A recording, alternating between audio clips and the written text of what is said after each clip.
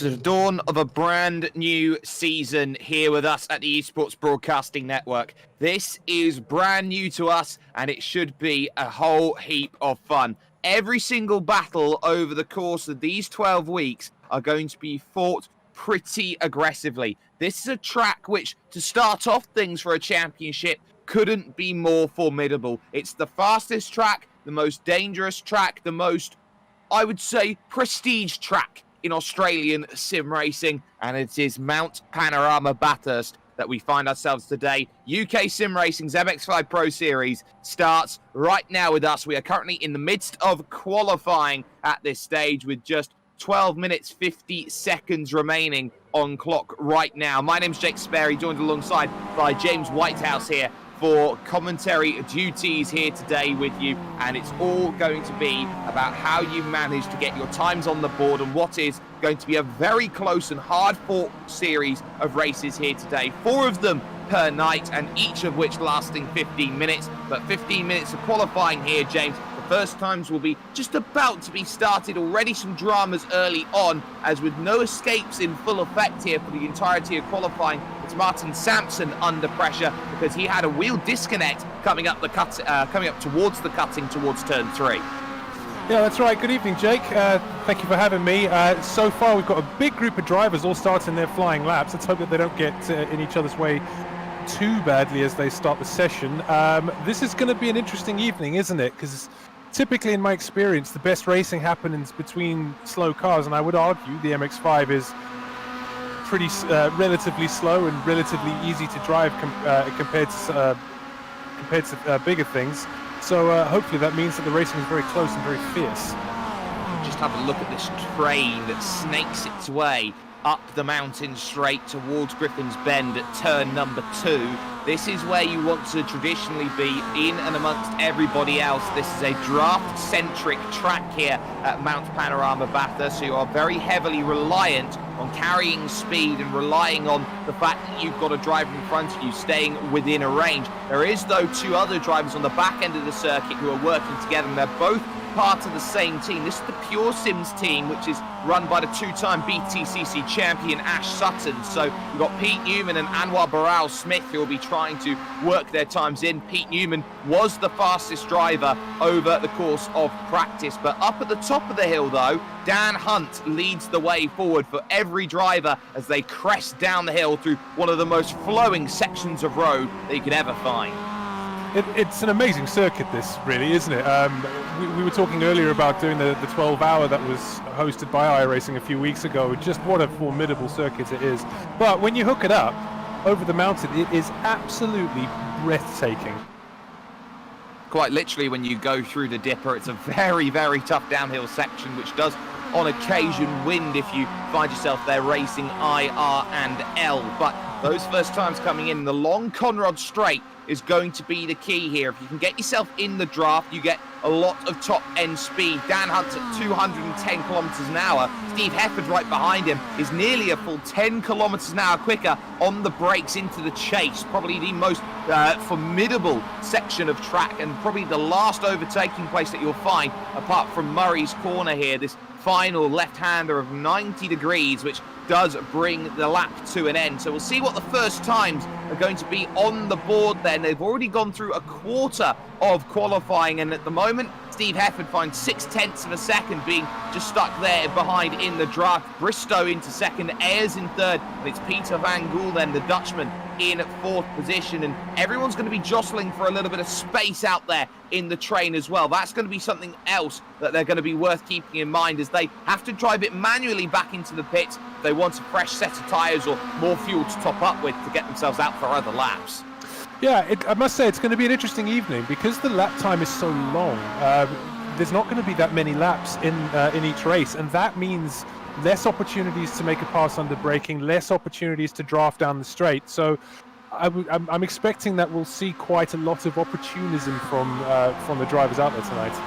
And it's that opportunism that is going to be very crucial, because they know that there is also going to be a lot to think about over the course of the racing here, James. mainly due to the fact that there are 3 reverse grids in place for races 2, 3 and 4 of the championship. There'll be an X amount inverted, mainly because it's determined by spinny wheel. We love a spinny wheel, don't we? We also love a reverse grid. There's nothing spices it up like a reverse grid. So races 2, 3 and 4, exciting times ahead. They certainly are going to be, and I'm sure all of these drivers are hoping that they are going to be right into the mix. Daniel Bristow looking very, very aggressive as we focus a little bit in on those drivers trying to put their first laps in from the Pure Sims team. Anwar Barral-Smith puts a 32.7 down on the board, only good enough for 12th position, so not representative. But Pete Newman there goes top of the timing stands, 2:29.7 exactly. It's good enough for a really, really good time. And you can see over the course of this, and you see all these drivers, they have those representative splits, 6 splits in all. And Dan Hunt is the fastest in the 4th split going through. He's 9th position right now, and tucked up just in front of him there is Steve Hefford. He gets well out of the way in the grass. He's going to have to go straight across the chase here, try and make sure he stays out of trouble. So lap has to be abandoned there for him. So Hefford now leading the train with Van Gool. You got Jamie Ayres there, Cesare Rizzo, and Dan Hunt now slots 5th into the line. I'm sure everyone's just going to be looking to make sure that they have everything all lined up nicely so they're in the best possible position for those final laps. And of course, with open qualifying as it is right now, Rizzo to the top on a 29.457, getting the advantage of draft. Surely you could say at this stage, James, this is about track position heading on to the final qualifying lap. Yes, absolutely. You do want to time your laps as well because it's such a long lap. Once again, you're not going to get that many laps in the time. So it's all about, as you say, making sure that you're in the right position on track, making sure that you've got the toe as you like it, and that you're not going to catch the driver in front of you going up the mountain, because that'll undo all of that hard work that you do down the straight. You can get social with us with Esports Broadcasting Network. You can like, share and subscribe here on YouTube for amazing content every single day of the week. And on top of that, go give us a like on Facebook as well for more action and availability. The time's still coming in though, so Rizzo at the top of the timing stands with Newman 2nd, it's Ayres in 3rd, Van Gool is 4th, and it's Steve Hefford who is there in 5th position overall. So a very, very close qualifying at this stage. They all take the rise. Keep an eye out though on number 23 of Andreas Katz in 7th position. Always has that ability to upset the odds. Yes, indeed. Yes, indeed. Again, coming back to it, this is the value of slow cars, isn't it? Look how close all the times are. It's just going to make for such spicy racing, and honestly, I can't wait for the start of race 1. I'm tired of qualifying. Let's go on with it. Well, they've still got 5 minutes, 45 seconds, and they are allowed to complete any lap that they start before the checkered flag comes out then here in qualifying. Anwar Barral-Smith jumps up then to 5th position on a 2-minute 30.0 out there on circuit. So still half a second down on Cesare Rizzo, who is the top time at the moment. But look at the slew that comes along here onto Conrad here for the 3rd time on their flying laps. Ayres out of the way, as is Van Gool, as they're all trying to get position here. Bristow now to the front of the train as Steve Hefford moves out of the way, and they've got Sam Smith as well, who is yet to set a representative lap time. And get yourself in line, why don't you, Andy Katz? Making sure that he's not going to run into the back going through this section. It's such a tough moment when everyone is trying to make sure they've got a good lap available to them and they don't run themselves into trouble, find themselves in the wall, and have their qualifying all but over. Yeah, that's right. I'm just watching Andreas Katz now diving into the pits. I wonder if he's running out of fuel or if he's going to do a quick splash and dash and try and get one more lap in on some fresh boots perhaps.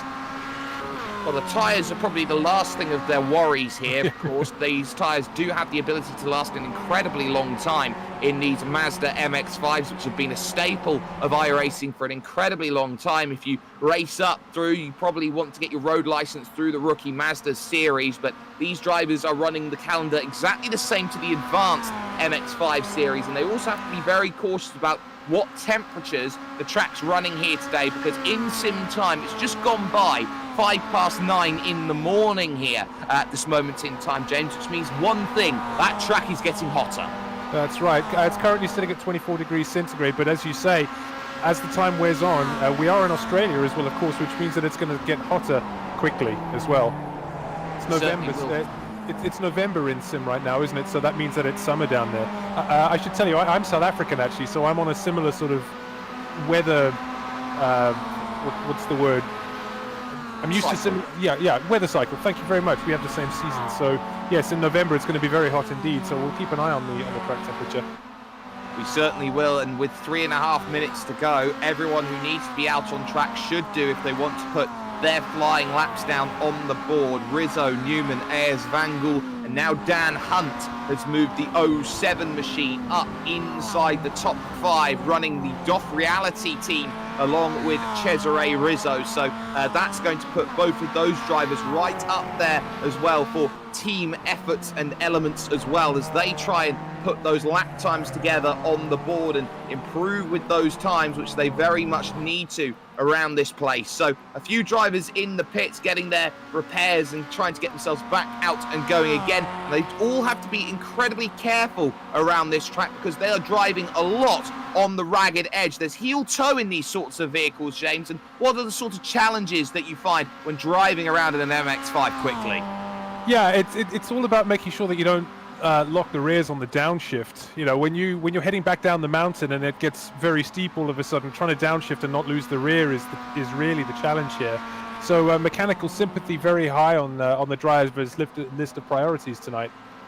Well, we'll see how these drivers find their times and find themselves in position. They need to make sure they've got the right amount of track position as well as they come to the line. So Dan Hunt, 2:30, is not going to improve on his lap time. He's got Maxwell behind him, not in any form of draft range. His 10th position at the moment on a 2:30.6, but everyone is setting themselves up then for their final laps going through. Keep that in mind as drivers will be looking to try and put themselves into track position. Just noticing that Andreas Katz is going pretty slowly here down the back stretch on Conrad, so he's going to be just trying to get himself waiting into a position, I'd have thought, to catch the right train possible, maybe of Newman and Burrell Smith, maybe, to make sure that the best lap is there possible. So all these drivers trying to search for the final opportunities. Looks like Andy Maxwell's qualifying is all but done as well. He's pulled out of it coming out of turn 1.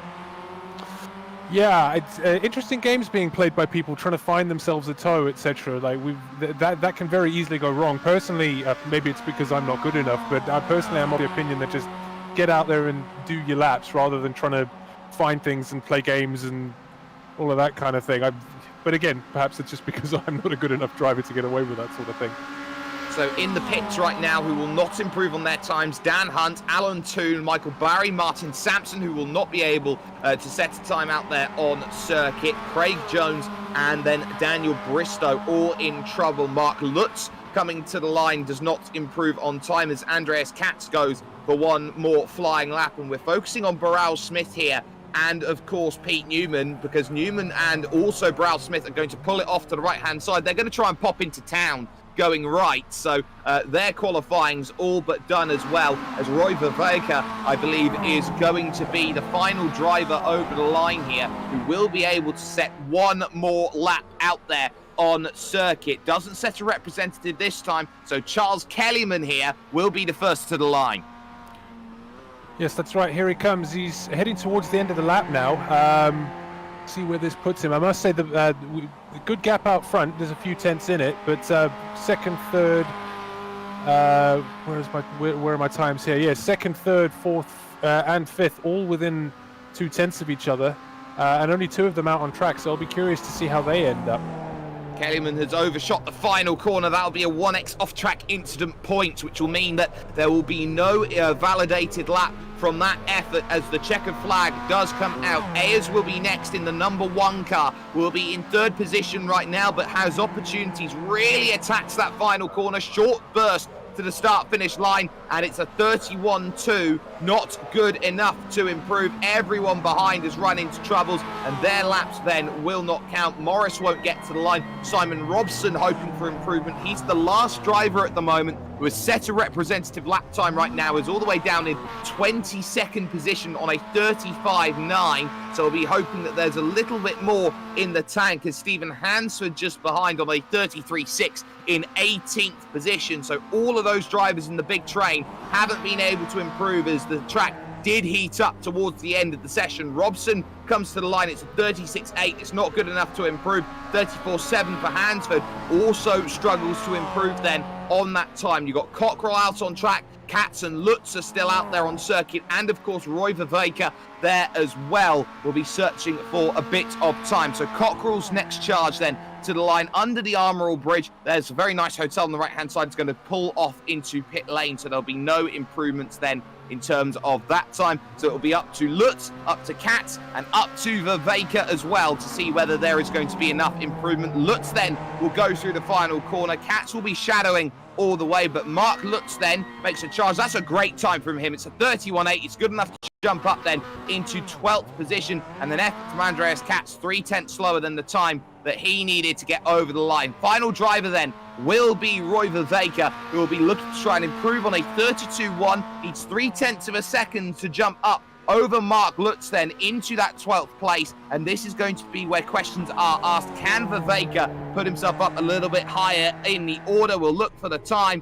and see as he crosses the line. It is going to be a 34.3, so no improvements overall. That is everyone then over the start-finish line, and so qualifying is going to end up as follows. Cesare Rizzo will take pole position then on a 2:29.457 and takes it by 2/10, or 2.5 I should say, over Pete Newman in second position. Row 2 will see Jamie Ayres and Peter Van Gool alongside each other, with Dan Hunt in 5th and Anwar Burrell-Smith in 6th position. Steve Hefford and Daniel Bristow make row 4, with Andreas Katz and Andy Maxwell 9th and 10th on track. Charles Kellyman then is following up in 11th, with Mark Lutz 12th. Roy Vervaeke and Craig Cockrell make up row 7, with Craig Jones and Michael Barry on row 8. Jason Morris starts in 17th position, with Stephen Hansford in 18th. Ralph Cullinan and Dale Benison, they're 19th and 20th, with Alan Toon and Simon Robson, the final drivers who set times. Sam Smith and Martin Sampson unable then to set their representative times, as we are heading towards racing action in the next few moments here. But really, the reality of the situation is that this is going to be about track position from minute 1 to minute last, mainly because of how strong the draft is on those 2 parallel straights. Yeah, that's absolutely right. It's interesting to note just what a difference a couple of degrees of track temperature makes towards the end. Everybody's struggling to find more time at the end of the session there. We're just waiting for the next session to come through. Track temperature is 24 degrees right now. So we'll keep a beady eye on that. But yeah, what an interesting thing, what an interesting difference the temperature makes. Certainly does. It's a standing start then for these drivers, and what is a little bit more different, so to speak, than maybe other drivers who are out there watching and racing here around this track is that they don't use the allocated stalls that are there for example, the V8 supercars for the likes of the Bathurst 1000. So they alternate those positions and effectively go double time, which means there is a big gap between those drivers, and you get someone, for example, like Martin Sampson, who effectively has to start on the turn looking to try and make progress forward. Up at the front, though, the big key is going to be how you get a good start then through Hell Corner, turn number 1, and up the rise to try and attack then in the early goings. They can also see the grid that has been up for you on your screen as everyone has run on through and tried to make sure that their times are all nicely in. There's the green flag, though, and we are underway for racing here. 15 minutes worth of it. They will go to the clock. Rizzo with a good start then going through as Pete Newman finds himself in second. Maybe a little bit of a struggle start there for Dan Hunt, who did bog down off the start then, and that allows Daniel Bristow then the chance to move through and gain up a position, and we're in drag central as we head up the hill then for the very first time at Mount Panorama, Bathurst. Newman immediately under pressure from Ayres, who finds himself using that toe on the outside. He's going to get boxed in a little bit if he's not too careful as they hit the brakes. Newman has the inside and slots back into position there in second. Yeah, interesting start there, I must say. What a jump off the line from Rizzo. I must say he's found himself some space almost immediately. Like you said, track position being absolutely paramount around here. So he'll be very pleased with that. All he's got to do is keep it clean now, I'd argue. But plenty of action going on behind him. A few people losing out, a load of people gaining. So yeah, nice clean start as well. You love to see it. Although, Nice. let's touch wood, we're not over the mountain yet. Absolutely, and that's the key. A lot of drivers will be hoping that they don't put themselves into too wide situations on the mountain for the first time. It's very tough through here. It's one line suits all for the most of things. Hefford is the driver most under pressure here, and almost contact there from Bristow, who looks very, very aggressive in the blue optical car, trying to challenge on forward and gain a place, because he knows how vital it is in these 15-minute races to stay on the train. Wide in front of him, though, goes one of the Pure Sims cars. That's Anwar Baral-Smith, who's under pressure in the 88. He drops 2 places for his troubles then with that mistake, and all of a sudden there's a little gap in the train. Steve Hefford's got to work hard to stay within a 1-second bracket where that draft becomes a key, because the top 4 look like they're most likely to break away right now. I tell you what, like Anwar Baral-Smith making just a little mistake, but a little mistake in cars that are so relatively easy to drive is going to be so costly. You really need to be hitting your marks and being absolutely picture perfect, because there's no guarantee that everyone around you is going to be making a similar mistake. Through goes Pete Newman then into the race lead, getting it done on Cesare Rizzo. The back slides out. Hefford goes straight on then at the section, and he turns around Baral-Smith. He gets a little bit of contact then with someone else who's going to go around. I think that may be Katz, who might be in a bit of trouble there as they go through. It is Andreas Katz in trouble. So Katz now, they have to wait for everyone to go through. He reverses off and they keep themselves going again here at the season opener here at Mount Panorama Bathurst. And there's another spinner down at the final corner then. That's Peter Van Gool, who was having a really good run of things. He was right up there in 3rd position, just grabs a little bit too much pace, then clips the wall on the outside in the grass and turns himself around 180 into the Armco. Oof, yeah, that's it. Like, that last corner is so awkward, honestly. It's a little bit off camber, and if you catch the curb on the inside just a little bit, it will bounce you into next week, and that's exactly what's happened there. And it's still on for the race lead, because here comes Jamie Ayers looking for the inside as he tries to move up then, as we catch the incident that happened with Van Gool on the replay for you. Well, we just have managed to catch it, but it is too wide then. Newman on the inside up towards the cutting. It's almost some Noah's Ark racing here, because they're too wide almost and too deep. Newman will hold, but Rizzo trying to look up to the inside. Almost contact there between Rizzo and Ayers, and this is going to allow a hard charging Dan Bristow here up into 3rd position then, just like that. He started in 8th place. He's already up into the podium places. Yeah, absolutely. Rizzo dropping down to 4th place as well. Not out of it by any means at all. This front 4 have done a really solid job of breaking away. They're already 4 seconds up on Andy Maxwell down in 5th place. How many more changes for the lead are we going to see in this race? Well, that is the question. Maxwell is under pressure as well for that 5th place, because that's Steve Hefford wanting to try and get back onto the front of this one. It's 2 main packs. It's the front 4 and everyone else, it seems, at this moment in time, as they try and follow along in this race and make sure they get themselves moving forward. They don't have fast repairs. They've got 20 instant points on the limit before they get a drive-through penalty. Heaven forbid that they get that close and personal that they can pick up 20 incidents around Mount Panorama Bathurst. But it's these long straights which become the big key. Got some side-by-side in the middle here. Dan Hunt trying to get through a Mark Lutz then. This is the scrap for 9th position on the road, and this should be a case of Dan Hunt trying to use the power available. Hefford and Maxwell also side-by-side at the moment as they make their run through, and on for the lead almost as well as they hit the brakes. I think we're already 1/3 of the way through this one. As wide a little bit then goes Newman. Cut back to the inside goes to Jamie Ayres. It will turn to the outside, and it's all kicking off everywhere you look. Again, great racing happens between slow cars, man. This has been absolutely unbelievable so far. Oh, this is almost 3 wide for the race lead here. Newman's under pressure. Bristow might decide to go for the inside. He wisely backs off of it, allows Ayres to challenge around the outside of Hell Corner. Look at Ches Rizzo dive for the inside. He catches Bristow napping and says, "That is mine," as he goes on through. But remember, there is a cutback, but hard to the inside on the straight. It's all about position. If you're in that toe, that slipstream, you've got every ability to catch up. And the key as well is that they're hemorrhaging time. The leaders were an entire second slower than Hefford and Maxwell, who are probably working together to try and get back to the train. Yeah, if they're smart and they want to win this race, that's absolutely what they're doing, that's for sure. But it looks like they're about to go side by side into turn 3. Yes, they do. They'll be losing time all the while doing that. Not that we don't love watching it. It does look absolutely brilliant, doesn't it?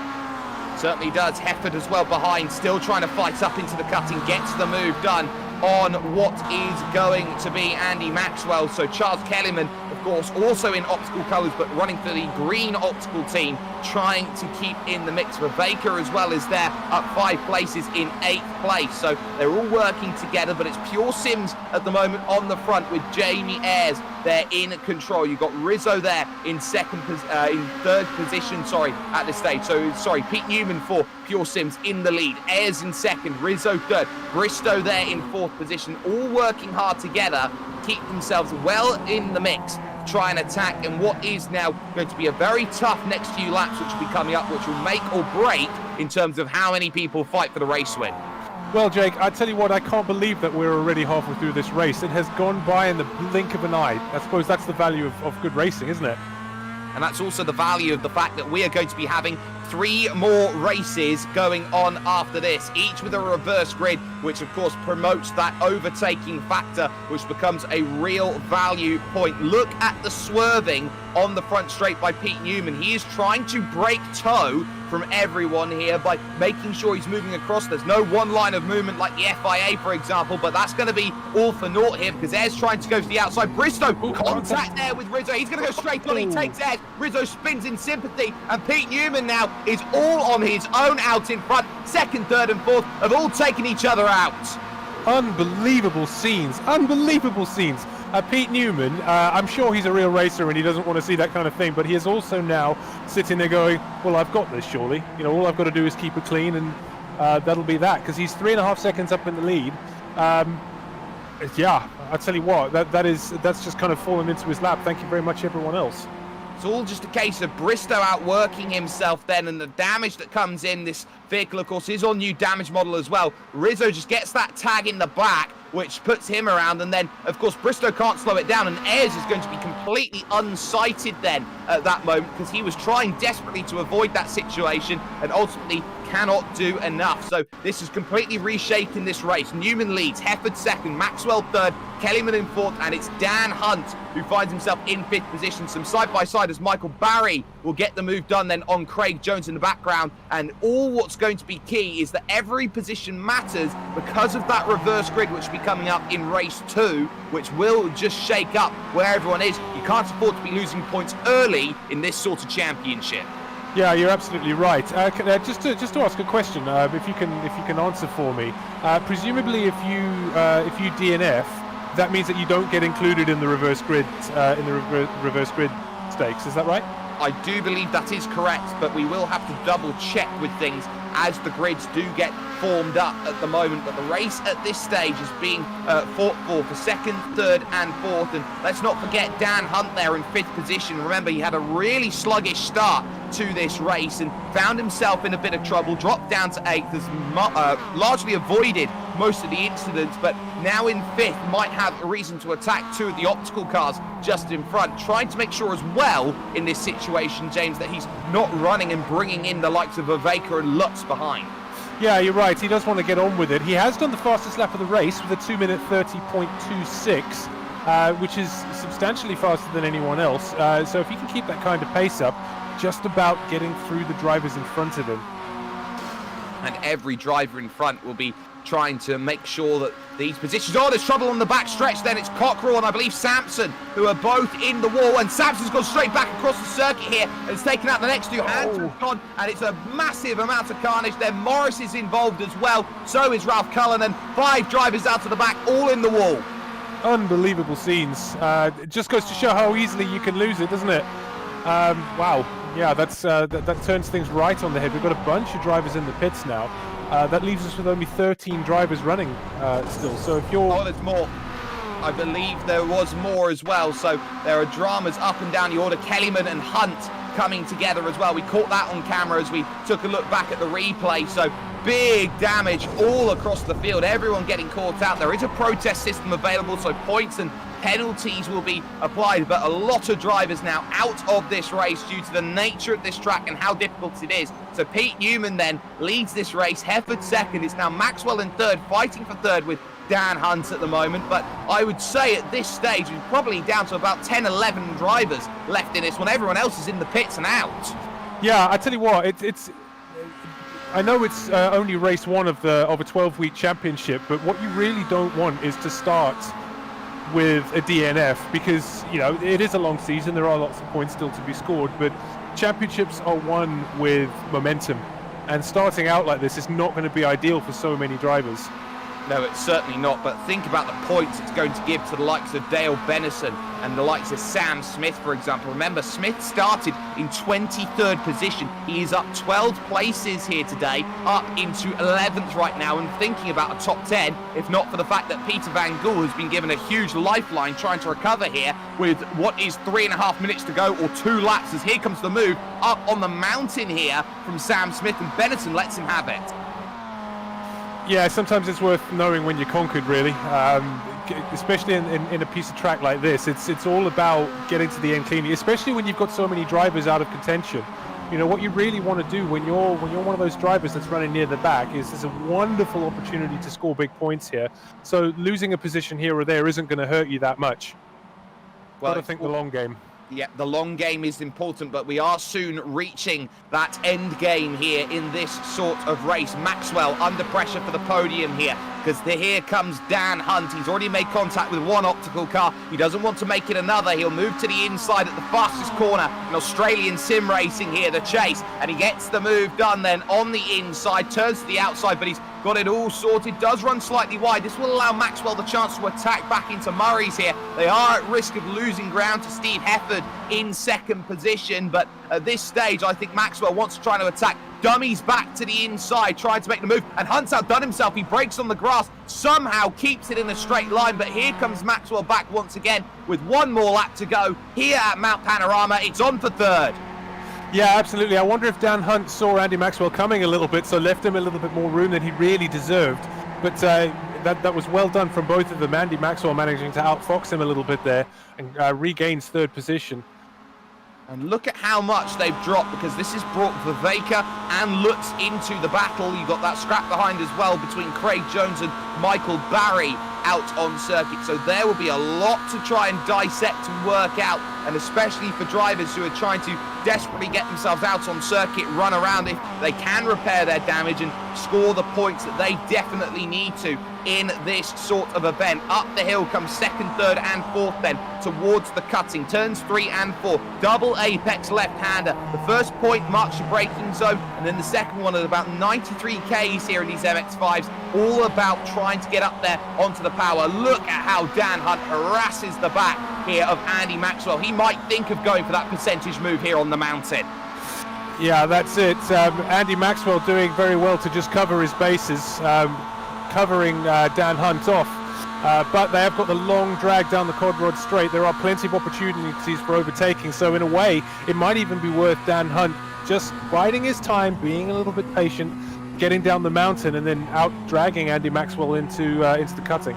But this is the issue. He's catching Steve Hefford. He's being forced to attack so much. He's catching second place. And that will be the great equaliser here for Andy Maxwell, trying to desperately hold on to a podium in the late stages here of race 1 of 4 tonight. Here at Mount Panorama Bathurst, we go on board, we've been on board, having a fantastic look at this, as Maxwell now will be forced to defend here on Conrod. Here will come Dan Hunt again, looking for that inside line coming along. Hefford moves across to the right-hand side. He wants to give the help a little bit here to Dan Hunt, make sure it's clean to go through so he's not under pressure. Meanwhile, it's all clean for Pete Newman up at the front, who saw all of his main rivals get into trouble. Hunt moves through then into third place. He might have a chance on the final corner to get second against Steve Hefford, but he doesn't get the drive he needs to here to go through. Pete Newman picks up the win then here at race number 1. Through Murray's Corner he will go, and what a big win for the Pure Sims team. They are 1 from 1 over the course of this season so far. It's Hefford in second, it's Hunt in third,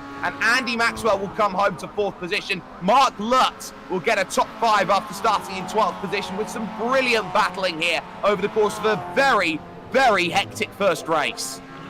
Yeah, breathless stuff. I tell you what, I can't believe that's been 15 minutes already. That has gone by in the blink of an eye. What unbelievable action we've seen up and down. Plenty of crashes, but also some unbelievable racing from these drivers. Absolutely, and it's worth noting here that Alan Toon will be the last finisher here on the leading lap.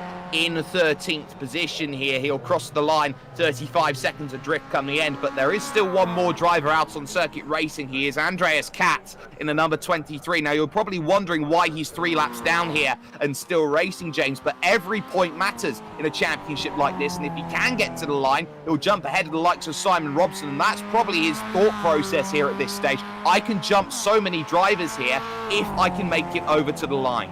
Yeah, you're absolutely right. You've got to be in it to win it at the end of the day. So being on track, even several laps down, is going to be massively beneficial, because, as we say, if it is a case that that the spinny wheel doesn't take you into consideration if you DNF, what you really want is to finish.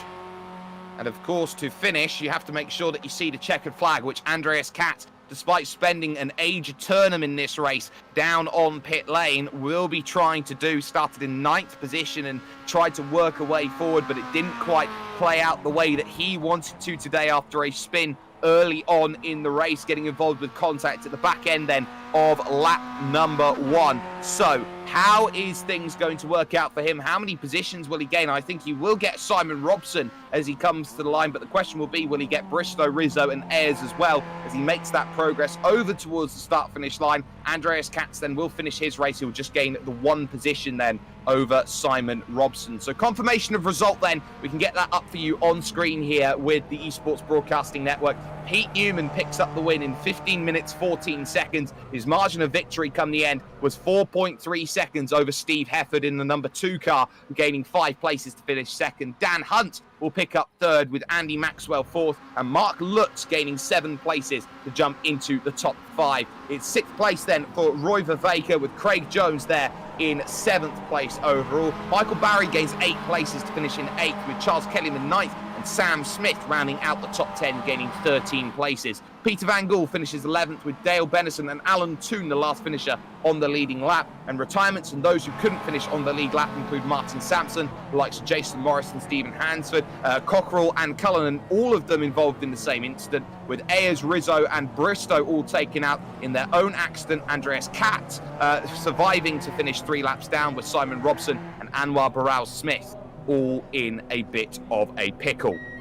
But, ladies and gentlemen, for the first time then here tonight, we are going to be able to bring you to a very, very special spinny wheel. This is going to determine...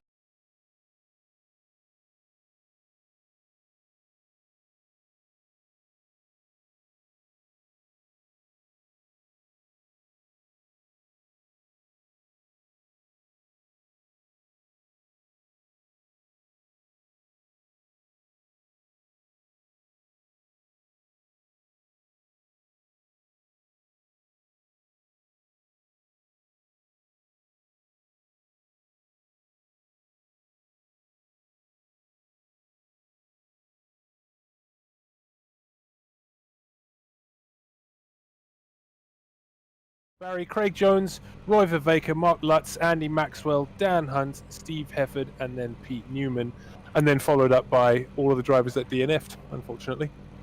Well, of course, you have to keep in mind that there might be a case where drivers who are just a little bit too far outside the 1 lap margin or other margins could be in a bit of trouble. So we'll keep that in mind. But ladies and gentlemen, we're going to step aside for one moment here with the Esports Broadcasting Network. When we come back, there'll be round 2 of the championship here coming along here at Mount Panorama Bathurst, or race 2, we should say, of the evening. Worth noting, it is between 2 drivers for this championship. One, Lubomir Moritz of Positive Sim Racing. One, Paul Ilbrink, of course, Radicals Online. Paul Ilbrink with a storming start. He's had to really work off the challenges.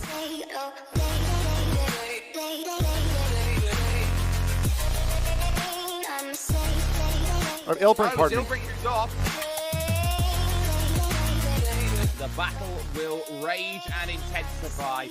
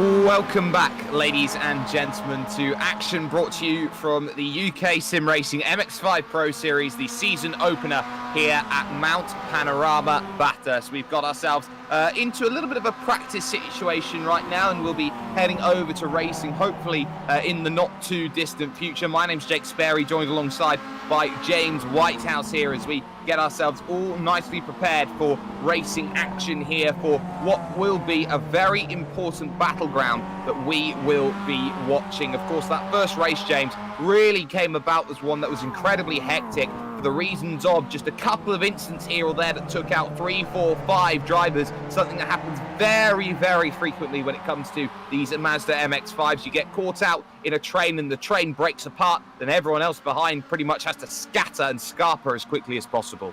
Yeah, I can't help feeling like we missed out on the battle that we were enjoying for the lead. There were 4 drivers all battling it out, and 3 of them managed to take each other out halfway through the race. So it's a shame that we didn't get to see that come to fruition. Yes, definitely. I think that's going to be very important in the long and the short. Going to bring in Steve Hefford here for a conversation. Wants to have a chat with us a little bit earlier on, just before we went to ad break, so to speak. Steve, P2 then in that opening race for you. You've got to be pretty happy with all things considered that everything opened up for you. Yes and no. Takes the edge off it because I went deep into the at the end of the straight on the first lap, and I put a wheel on the grass and went wide, and then when I came back on I was out of shape and tapped Anwar, who then got collected by Andy, so it takes the edge off it really. Yeah, just need to say sorry to those guys and onwards and upwards. Well, of course, it's a long, long day forward for you, or a long evening, I should say. You've got yourself 3 more races to come up, and of course the reverse grid as well puts a lot of things into perspective. So in terms of now how you take your mind away from a mindset of trying to survive and hang on and not necessarily focus about incidents earlier on into a brand new race, what sort of mindset does the driver go through when that process happens?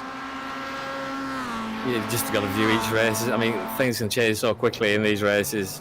The relatively short races with reverse grids, so you get naturally people get stacked up behind others. So you've got to go every chance you get. You've got to take. And just make it up as you go along, really, because it changes that often. You know what I mean? You can't not go for it. So you've got to take every opportunity. Some big key rivals then in terms of pace on this opening race managed to find themselves in trouble. Does that put you maybe at a better advantage over the course of this second race to maybe take things a little bit more easier than some behind who will have to be more aggressive? What was the reverse? We had it at 16. Right, okay. So top 15, not bad. So they're all going to be decent, fastest drivers in that pack anyway. So yeah, it should be a pretty good race again. Well, a pretty good race, we should certainly hope. But of course, the second place for you, you've got to be pretty excited with things, and all the best for the next run forward. Steve Hefford then joining us, second position in that opening race then of the proceedings that we have going forward. But James, now these drivers have to switch their mentality. A lot of these drivers have been in racing leagues like this before, where they have 2, 3, 4 different races on the same night and have to try and work through the gauntlet to get themselves to exactly where they need to be. But they all have to be very alert to the way that they are running forward. This is all about trying to make sure that you have measured aggressiveness around a track which really does not like you being aggressive. Yeah, you're absolutely right. I think that with the reverse grids, it's all about being patient and taking the opportunities where they come. Because what you'll find is that a championship is built up of not just race wins, but just solidly grinding out the results, you know. So I think that there's going to be a lot to be said for, like I said, just being patient.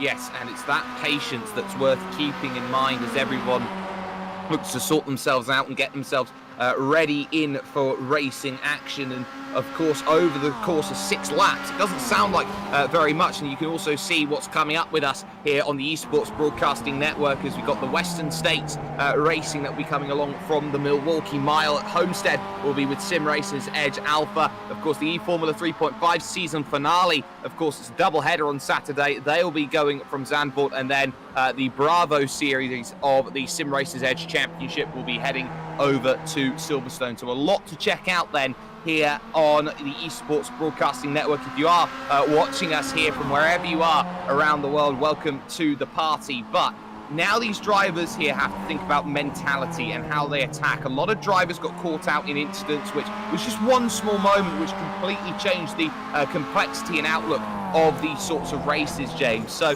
in terms of staying out of trouble, it's very easy to get into it here in an MX-5 because you think that you've got no pace and therefore you can fling the car into a few corners here and there. Yeah, that's, again, you've got to be patient. These cars are every bit as susceptible to getting over the limit and crashing and having damage and all of that, because there's no fast repairs as well. Just nipping into the pits quickly to sort yourself out isn't really an option for these guys.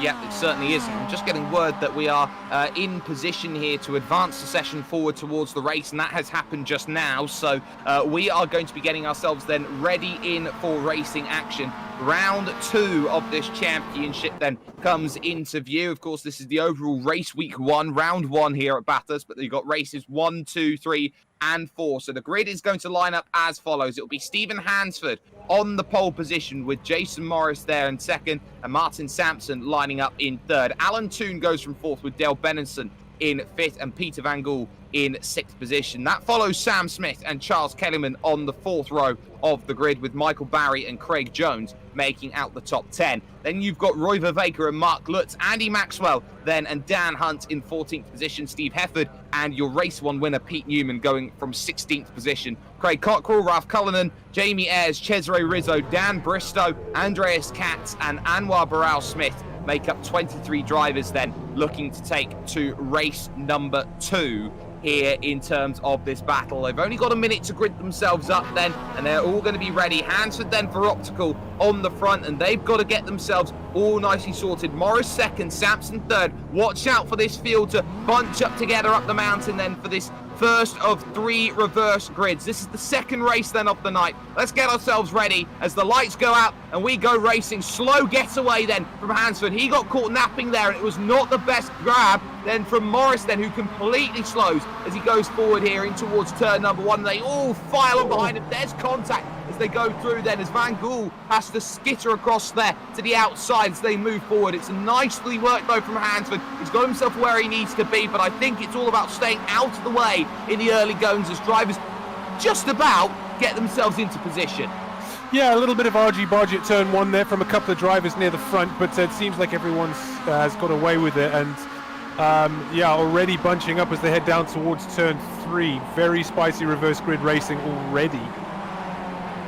Every position matters then as they go through. It's changed for the race lead already here. Martin Sampson, remember, couldn't qualify the car because he put it into the wall on his outlap. Now has the race lead here with Hansford second and Toon now in third. And Constantine is up because Toon's run wide. Benison now and Kellyman. And now you've got Van Gool then just sitting, which way do I go? Barry searching for the inside then as he wants to try and move up a place then up Griffin's Mountain. He's going to be okay then for the moment as they do fight in the background. Anwar Baral Smith trying to find a way through on Andy Maxwell, and he's just about going to be able to go around the outside. You see a lot more aggressiveness, and there's someone in the wall. It's Mark Lutz who's around.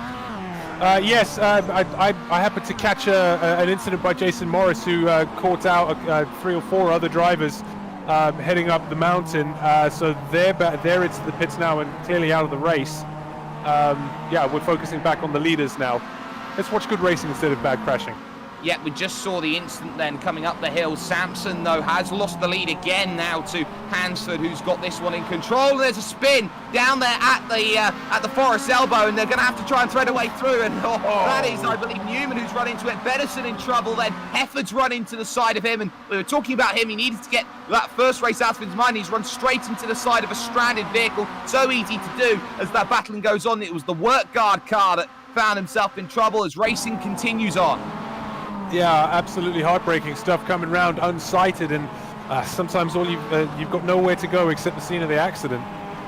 Yeah, and well, you always try and escape from the scene of the crime, but it effectively caught him out then. Kellyman overtaken by Barry then for the top 5 as we catch that on the replay. We have just caught that on the replay, and drivers now looking to try and put themselves into the best possible positions that they have. So lap 1 is going to be score complete and in the books. It's Martin Sampson who has the lead, Hansford second, it's Toon in third, Van Gool is fourth, and it's Barry in 5th position. We've got a few drivers who are out of this race then after the early stages. Bristow in trouble, Benison out there in trouble, everyone else trying to find their points. Looks almost in a spin as well, with Cesare Rizzo just about able to escape away with that, but up the hill they go for the first time. Now keep an eye on Dan Hunt here. He's probably the first of the quick drivers who wants to try and put himself into the mix. They're all quick, but how quick is the question. Hunt wants through on Kellyman. He's got Barry there helping him out almost a little bit here as they work out for the brakes. He has to back off a bit then as they go up into the right turn 2. Yeah, I tell you who the big winner is so far is Anwar Burrell Smith, who's made up 12 positions on lap 1. He started right at the back and is currently up in P11 in that number 88 Pure Sims car.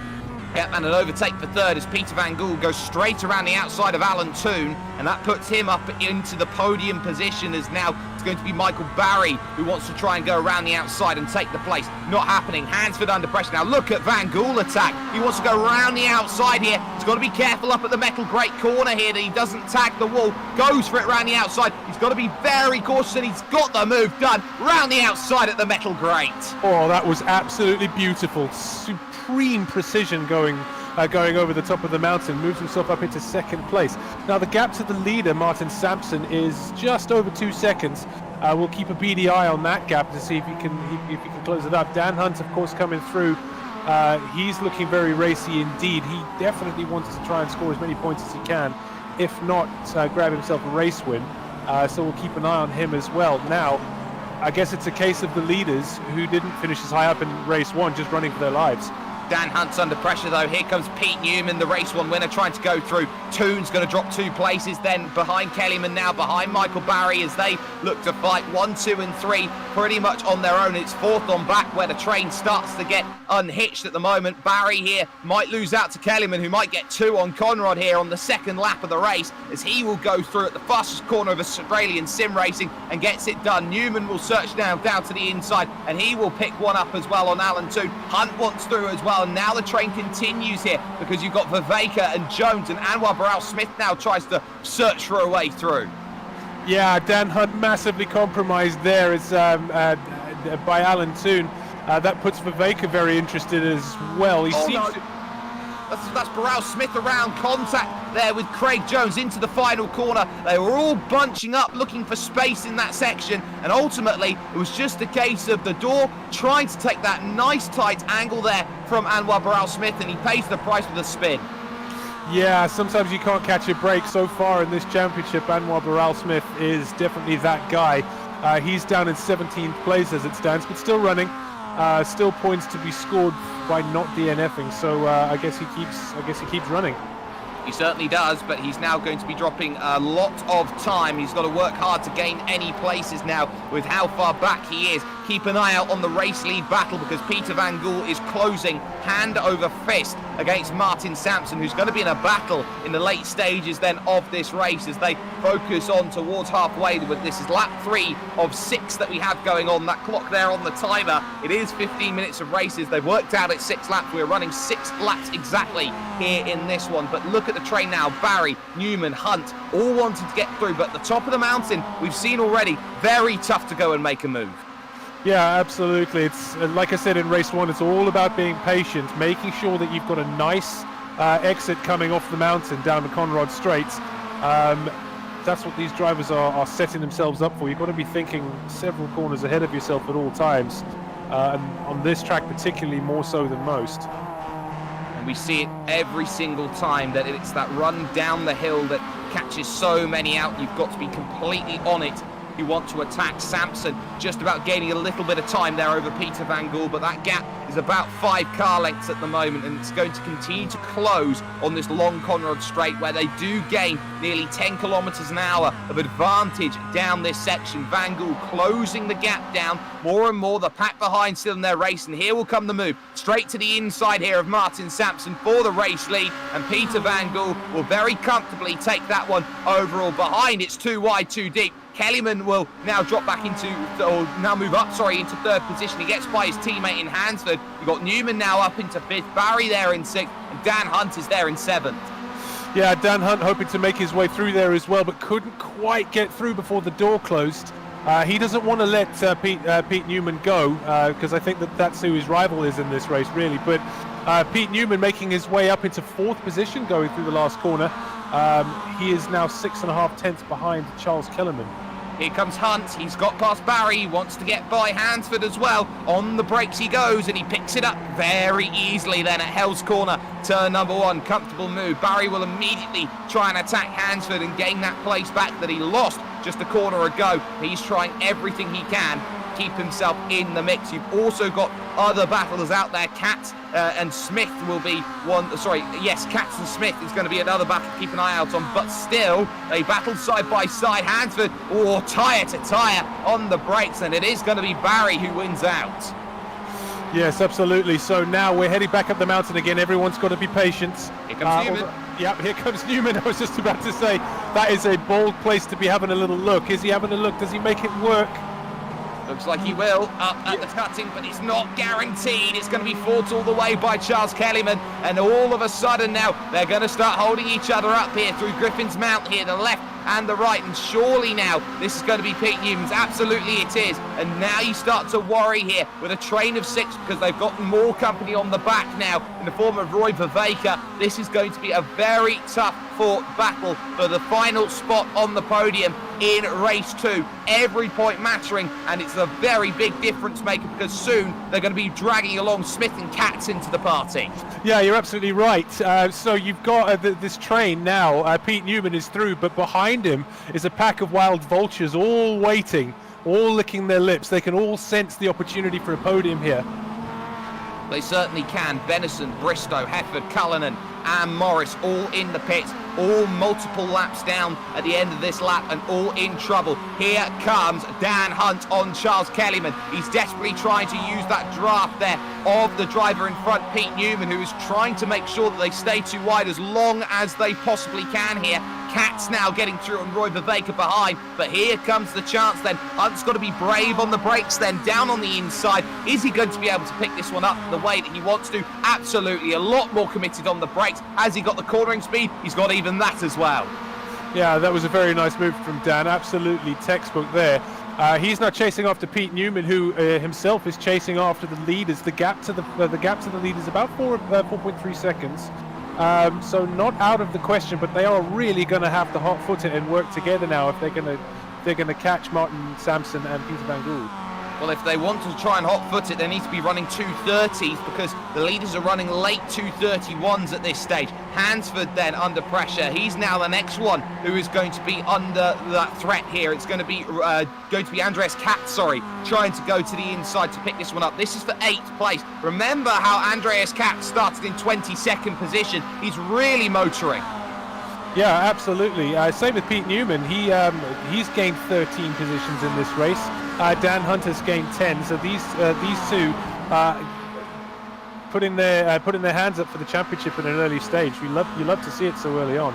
You certainly do. The move made then as through goes Andreas Katz. Viveka will try and follow. You've got Jamie Ayres in there. Maxwell also trying to chase down, as well as a good battle down in the field between Cesare Rizzo and Anwar Barral Smith. Barral Smith through on Rizzo then over the course of this lap. That one down for 14th position and co on the road. So they continue to chase. Sampson's desperately trying to hold on here to Peter Van Gool for the race win. He's got 2 laps to go, but crucially Van Gool looks very good on the top of the mountain. He's doing enough.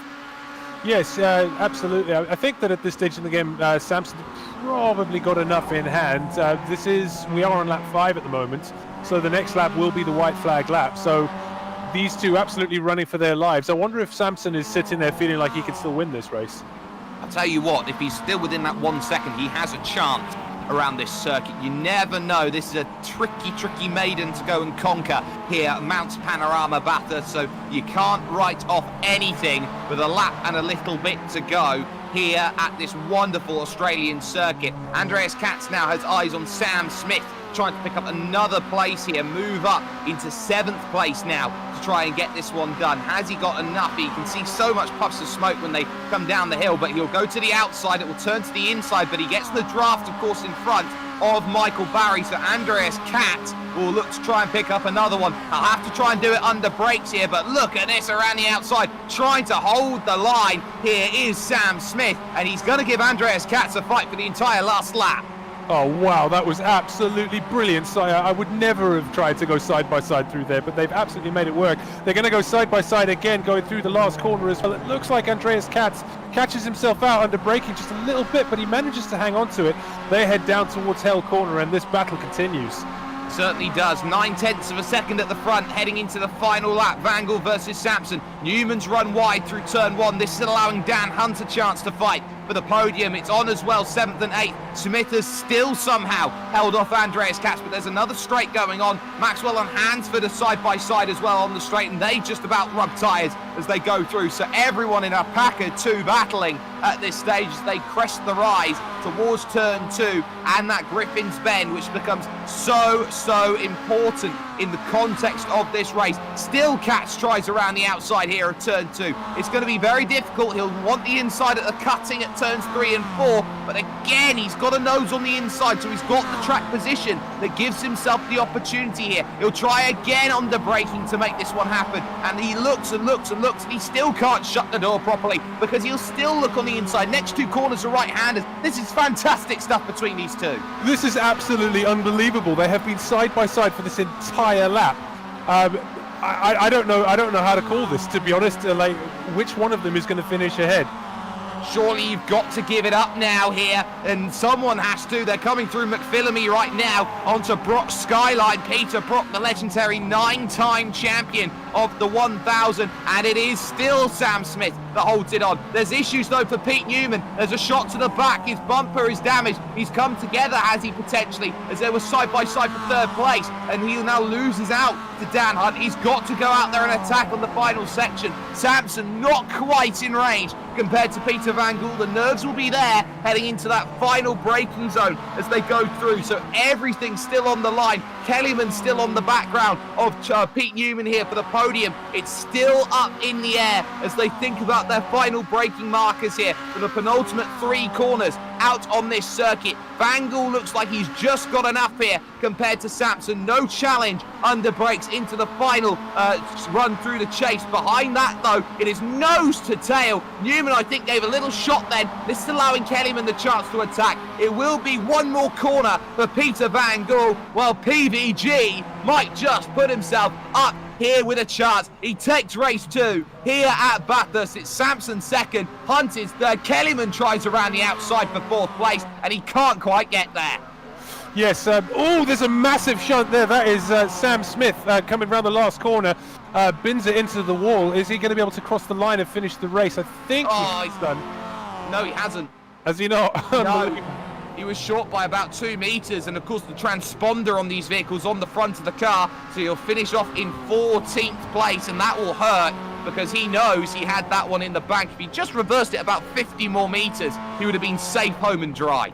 That is absolutely brutal. I was keeping an eye on that battle between him and Andreas Katz, and Katz had got the move done, so he was ahead. Yeah, just a shame for to see Sam Smith finishing the race in that manner. Well, sometimes every corner matters, and that one is one where you could say the last corner meant absolutely everything in the context of that race. Let's get classified results then up on screen for you, ladies and gentlemen, because it was a wonderful race. Peter Van Gool then finished it off then after starting in 6th position in 15 minutes, 16 seconds, similar time. We catch a replay, of course, of the incident that happened then. As you can see, he just hit the brakes at the wrong point. He should have continued to let that roll as he tried to push to the line. Martin Sampson, half a second back. Great run then in 2nd position overall. Dan Hunt gets third ahead of Pete Newman, with Charles Kellyman rounding out the top 5. It's Michael Barry who finishes in 6th position, with Andreas Katz, Roy Bavaker, Andy Maxwell, and Stephen Hansford rounding out the top 10. Jamie Ayres finishes off in 11th position, with Alan Toon in 12th. Anwar Baral Smith gets 13th, with Sam Smith in 14th. Then you got Cesare Rizzo, Craig Jones, Mark Lutz, and Craig Cockrell, the last finishers on the leading lap. Ralph Cullinan did get back out for one more lap, but he's 4 laps down in 19th, with Hefford, Bristow, Benison, and Morris all failing to finish the race then here at race 2 that we have going on here. But we've still got 2 more races coming up. Once again, we will go to the spinning wheel. We'll see what the result is going to be as we figure out who...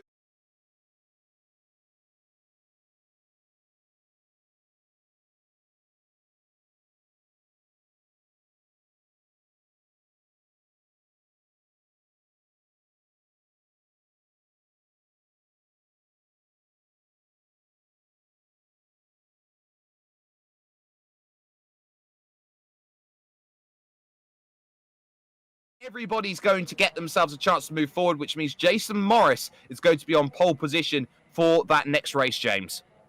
Yes, absolutely. Jason Morris, did you say? Yes.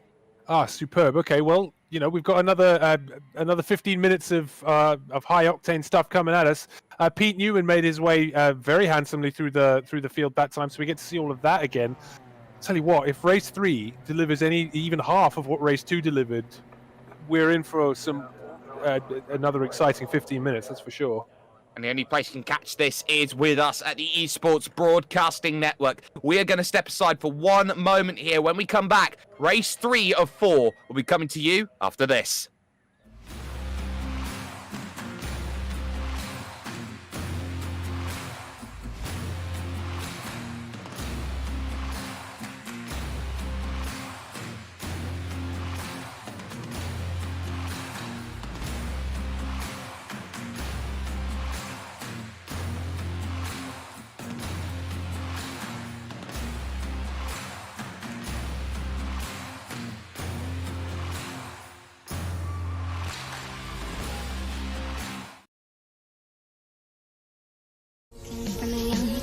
Worth noting, it is between 2 drivers for this championship. One, Lubomir Moritz of Positive Sim Racing. One, Paul Ilbrink, of course, Radicals Online. Paul Ilbrink with a storming start. He's had to really work off the challenges.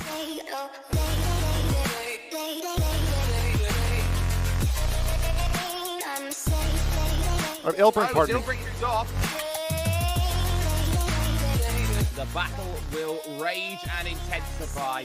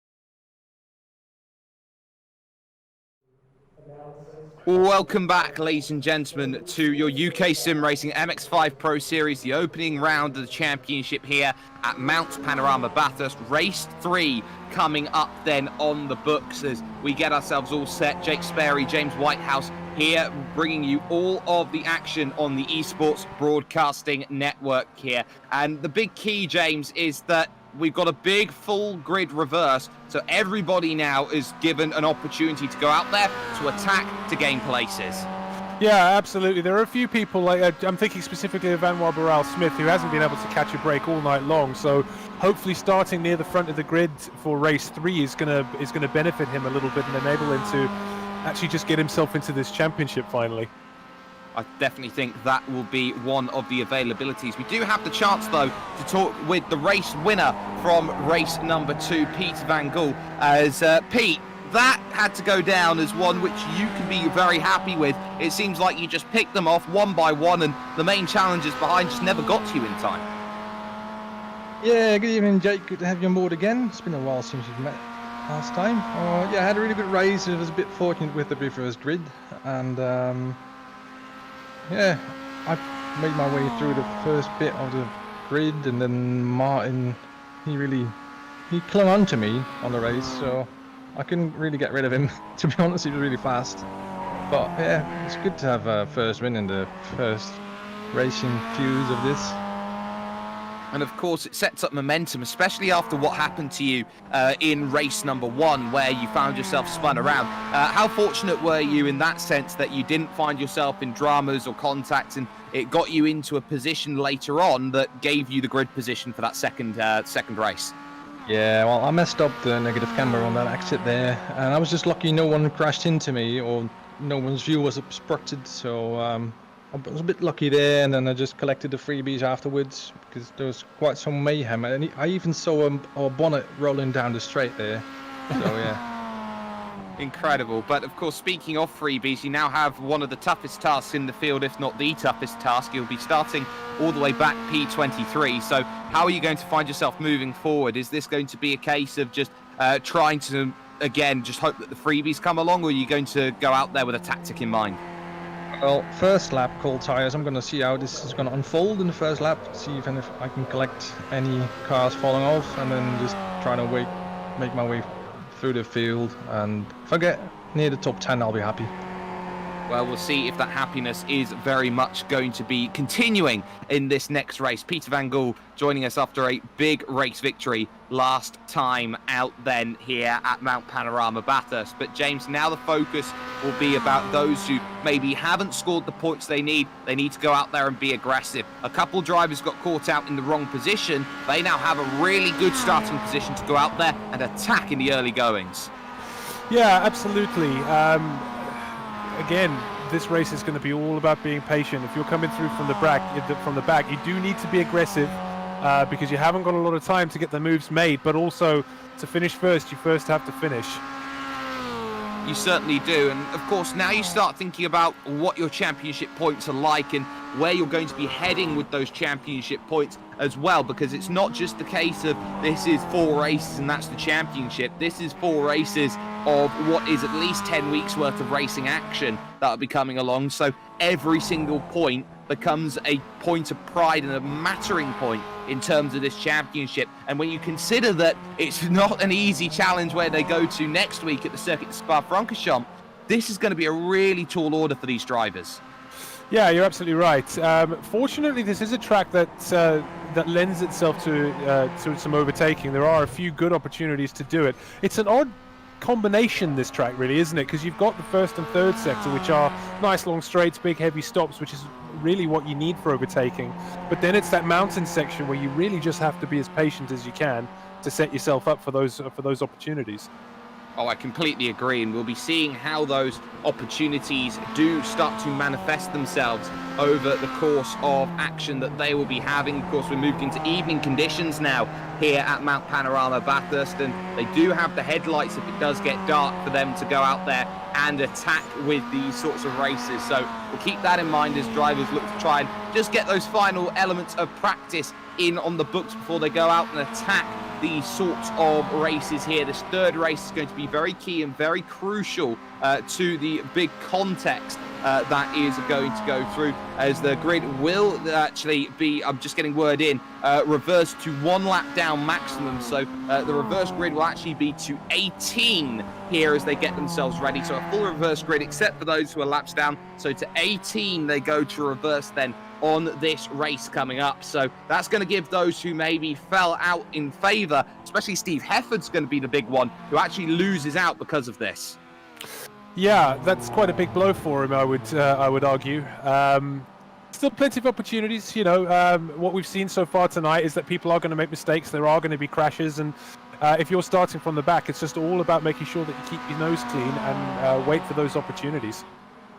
Yes, so we'll definitely see how this one plays out, as we are just about in the thralls of getting ready to advance session on towards this next 6-lap race, the third race of 4 that we've got. 2 different race winners out of the opening 2 races. Pete Newman taking race 1, Peter Van Gool taking race number 2, which means here, as we get to the checkered flag, that there is 100% of a Pete ratio here of picking up victories in this championship at the moment. Craig Cockrell, though, will start on pole position with Mark Lutz alongside him. Craig Jones and Cesare Rizzo start 3rd and 4th, with Sam Smith 5th and Anwar Barral-Smith making it an all-Smith 3rd row of the grid. Alan Toon and Jamie Ayres then are 7th and 8th, with Stephen Hansford and Andy Maxwell making the top 10. Then you've got Viveka, Kat and Barry 11th, 12th and 13th, with Kellyman 14th and Pete Newman 15th. Dan Hunt starts 16th, with Martin Sampson and Peter Van Gool 17th and 18th, with the green flag going already here. We couldn't get through the grid. They all got themselves on the grid incredibly quickly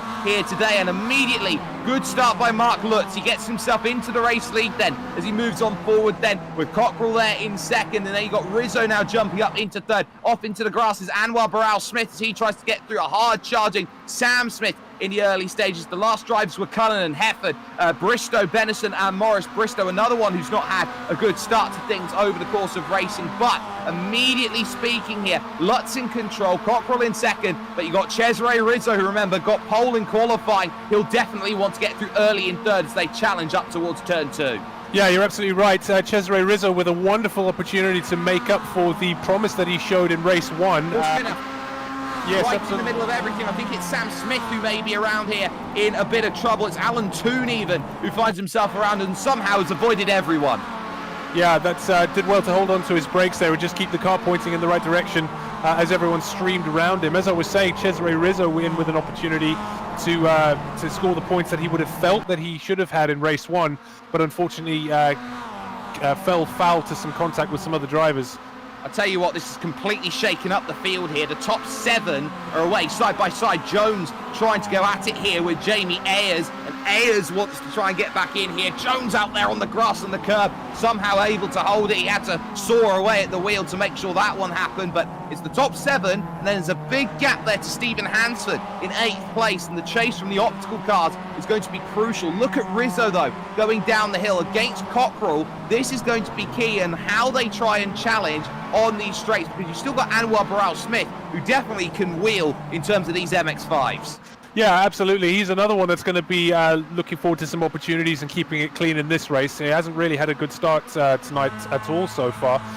This group looking very interested. Craig Cockrell, as they head down towards the chase, is he going to have a look for the inside? But we've got Sam Smith looking interested as well. Look at the teammates. Yeah, absolutely. You've got to be careful not to crash into your teammate. But the top 4, top 5 indeed, all looking very interested on each other.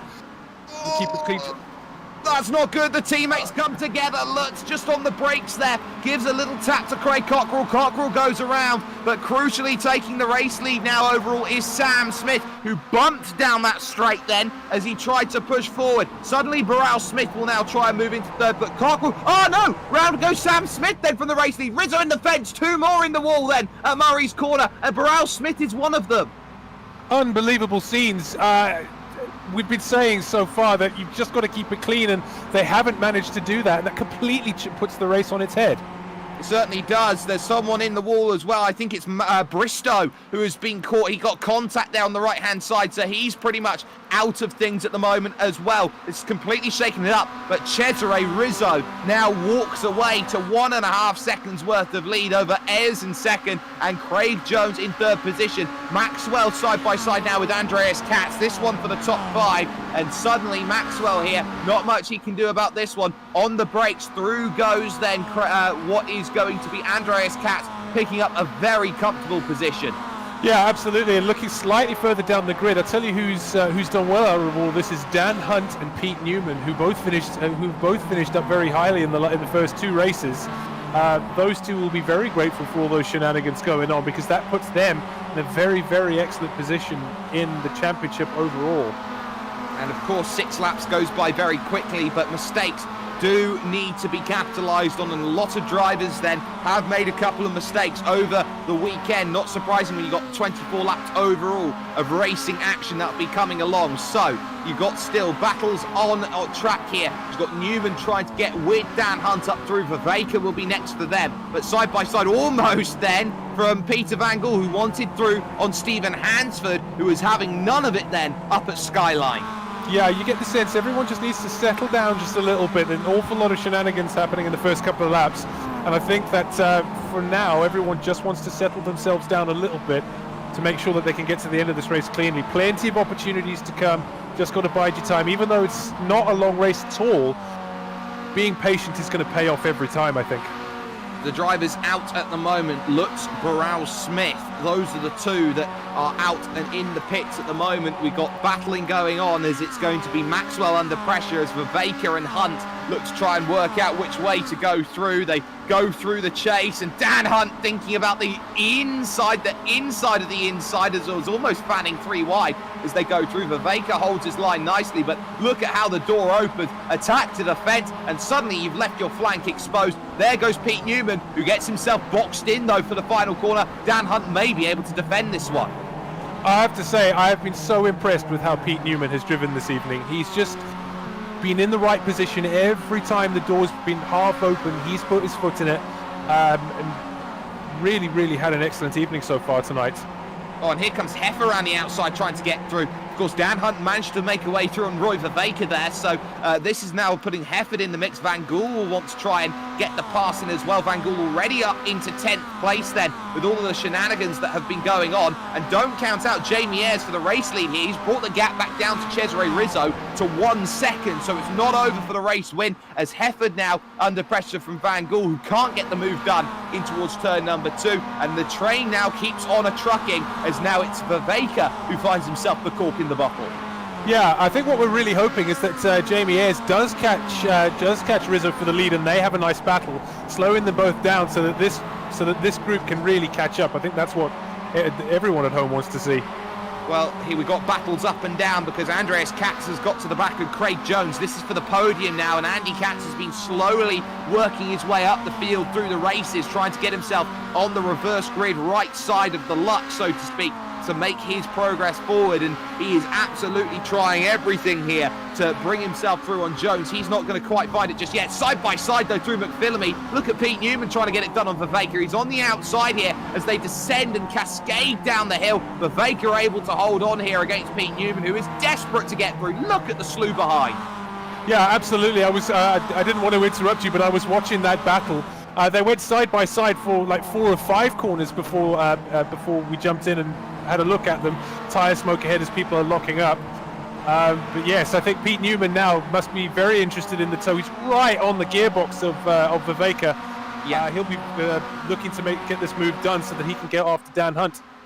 It's on for the lead, it's on for third, it's on for fifth as well. 2 wide, 3 deep towards the chase. Ayres is going to get the move done on Rizzo then and take the race lead outright then on lap 3 at the halfway stage. Through goes Andreas Katz then on Craig Jones, and it's side by side, and just about then Hunt, I do believe it is, makes his way through on Andy Maxwell, but with a little bit of contact, and that's Viveka off in the grass then, trying to hold it together. Can he get it nicely sorted? Yes, he can. There's some side by side then going on, as well as Newman now has to fight with Steve Hefford, and it's 3 wide into the final corner with Barry on the inside. Can he slow it up? Bit of contact there with the green optical car of Hansford, but they just about make it through, and Newman spun.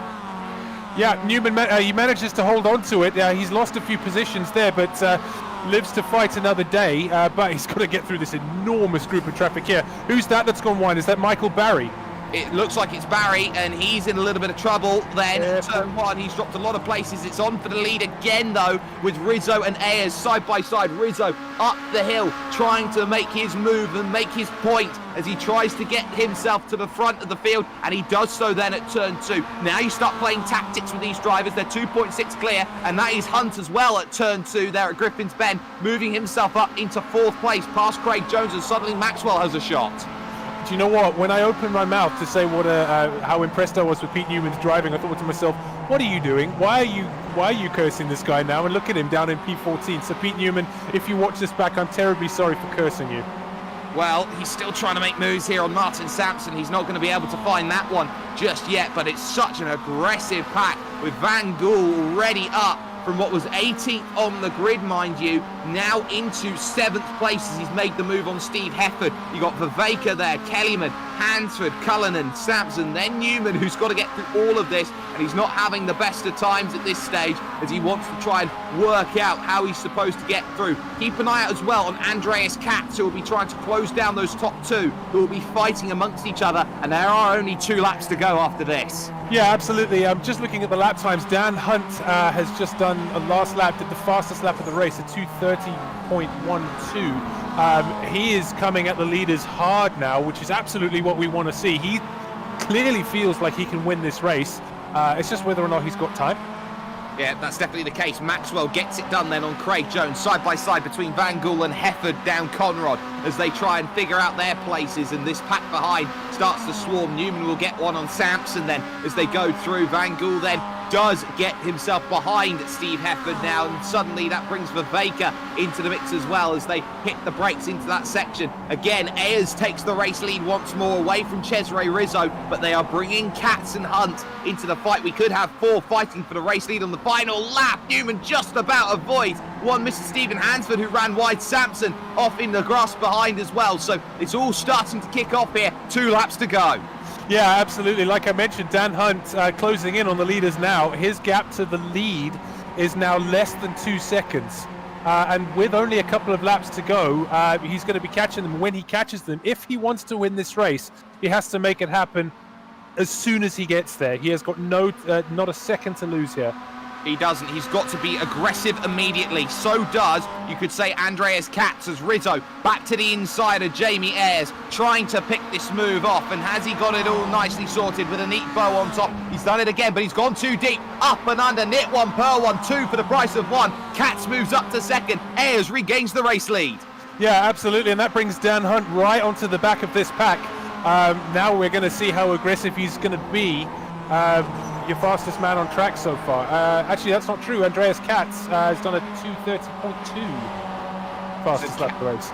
So Katz absolutely flying, and now all of a sudden it's the 2 teammates, Rizzo and Hunt, who are there together, and they've got to figure something out. And look at that, Rizzo moves over to the right-hand side, allows Dan Hunt through because he knows he's quicker. Andreas Katz attacking all over the back then of Jamie Ayres, wants to get that move done into the race lead. It's on still as well between Van Gool and Hefford in the background, but those for the minor positions, the top 10, the back end of the top 10, going to be so crucial. It's on with the lead, and Ayres is all over the place, tail fishing his way through Skyline and Co. Very much nearly brushing every wall on the way down. Yeah, absolutely. It just got a little bit leery on the downshift, I suspect. Very easily done, but he managed to hang on to it. That's the skill of these drivers, I suppose. But I tell you what, if you go back a couple of laps and tell Jamie Ayres and Cesare Rizzo that they weren't going to be fighting it out for the win, I don't think they would have believed that this is the situation that we'd be in. Exactly, they would have thought they would have been between themselves. It's not. Here comes Andreas Katz moving to the inside to pick up the lead with a lap and a bit to go, and he is going to inherit that race lead. Ayres is going to make sure he gives him all the room in the world as they will now get onto the brakes then here at the chase and make sure that they are nicely poised for the final lap. Hunt now on the back in third. Rizzo just pushes it slightly a little bit too much. That will mean that he will be definitely fourth unless they all come together here with one more lap, and Dan Hunt needs to be aggressive quickly. Turn 2 might be his best place to start with. Yes, you'd have thought so. He seems to get a good drive out of the last corner. He is right on the back of Jamie Ayres, and Jamie Ayres most definitely having to go defensive. That is not where he would want to have been at this stage in the game. There's only one lap to go. This is the final lap, isn't it? Yes. Yes, it is. Absolutely.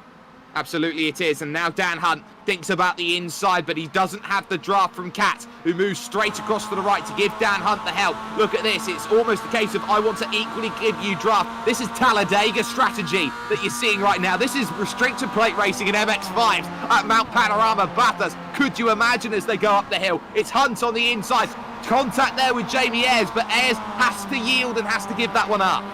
Yeah, absolutely. Dan Hunt now can look forward because it's very difficult to overtake over the mountains. So from here, Dan Hunt is thinking only about the race win. He's only thinking about getting himself set up so that when he gets out of the mountain, heads down the Conrod Straight, that he's going to get the drag on Andreas Katz for the race win on the final lap. In the meanwhile, Pete Newman is through on Viveka and Kellyman. He is starting to charge here. He's up to 9th place. Van Gool and Hefford have found the back of Jones and Maxwell. That will be on for 5th place at the end of this race. Top 4 still fighting. It looks like it's going to be Ayres versus Hunt. Sorry, no, I'm going to correct myself. It looks like it's going to be Hunt versus Katz. Ayres versus Rizzo then, in terms of the battles at the top, as they take the crest of Skyline for the final time in this 3rd race as they descend down the hill. There's one more race after this on the Esports Broadcasting Network. These have been 3 sensational races as they look to challenge, and all 4 of these drivers have a legitimate shot of winning this 3rd race as they come out to the elbow. Andreas Katz is not in the best position here. Look at Dan Hunt immediately moving then to the inside, trying to pick this one up. Ayres is now going to have to try and work out where he's going to try and get through. Rizzo's going to get the slingshot on all of them here. We may be 4 wide down at the chase, but at the moment, it looks like it is going to be Hunt who's got the run, but they are taking the middle of the road here. Which way do you want to go? You've got to force a line. No line there. No way through. Now you've got to think about things. Andreas Katz has done so well to defend. He's got the inside against Dan Hunt, who tries around the outside, and Katz tries to shut the door on him. Still has to be left ajar. Rizzo's searching for the inside. Ayres made spread eagle as he goes through. Now here comes the chance. Final corner comes along. Does Rizzo go banzai, or is this a case of Katz trying to hold on? He's still got the inside. It's still going to be Hunt trying around the outside. Andreas Katz holds on. Unbelievable stuff. Dan Hunt running a little bit wide in the last corner. Just got to make sure that he crosses the line in 2nd place. Good grief, that was close. That's Maxwell as well, running up and popping a wheelie on 2 wheels then, coming to the line as contact with Craig Jones in the battle for 5th place. It seems like Steve Hefford has lost out big time on that final lap. He has spun it all the way down at the Forest Elbow on the final lap, right in front of everyone. He was in 7th place going into the final lap. He will finish this one off in 15th, and that will really hurt for him after a P2 to start the night. But my goodness me, is that not one of the great races that we have seen so far? We're only 3 races deep into this championship, and already we're talking instant classics. Yeah, that was unbelievable. The big question that these guys are going to be asking themselves now going into race 4 is, where is my head at? You know, because it's been a long night. It was a long practice session.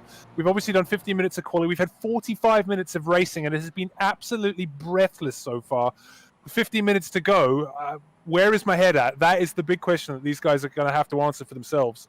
And now they all realise as well, there is no more reverse grid. Where they start is going to be key. Classified results, we'll get them on your screen for you right now. Andreas Katz holds off a sterling defence after starting the race in 12th position and picking up the win in 15 minutes, 16 seconds. He does so by a 10th over Dan Hunt, with Cesare Rizzo there in 3rd, 2-3 for the team, and Jamie Ayres in 4th position. Top 4 all split by half a second. Craig Jones finishes off in 5th, just ahead of Andy Maxwell. There was contact coming to the line as Maxwell almost finished up on 2 wheels, with Pete Newman recovering it to 7th, Peter Van Gool in 8th, the winner of the 2nd race, and Roy Viveka there in 9th, rounded out the top 10 by Charles Kellyman in the optical car. Martin Sampson picks up 11th with Stephen Hansford in 12th. Then it's Craig Cockrell who spun along with Sam Smith on the opening laps. They get 13th and 14th after they disobeyed Rule 1 of sim racing. Don't hit your teammate. Steve Hefford, though, final lap drops back to 15th place. Alan Toon finishes in 16th with Ralph Cullinan 17th. Dale Bennison 18th, and Anwar Burrell Smith, the last finisher on the leading lap, in 19th position. Michael Barry and Jason Morris all are within 1 lap, so they are eligible for the reverse on this final reverse of the night in 21st, with Mark Lutz and Daniel Bristow once again being on the wrong side of Lady Luck. But right now, what we can do is we can get that spinny wheel in full effect for the final time tonight. This will be to line up the final grid that is available.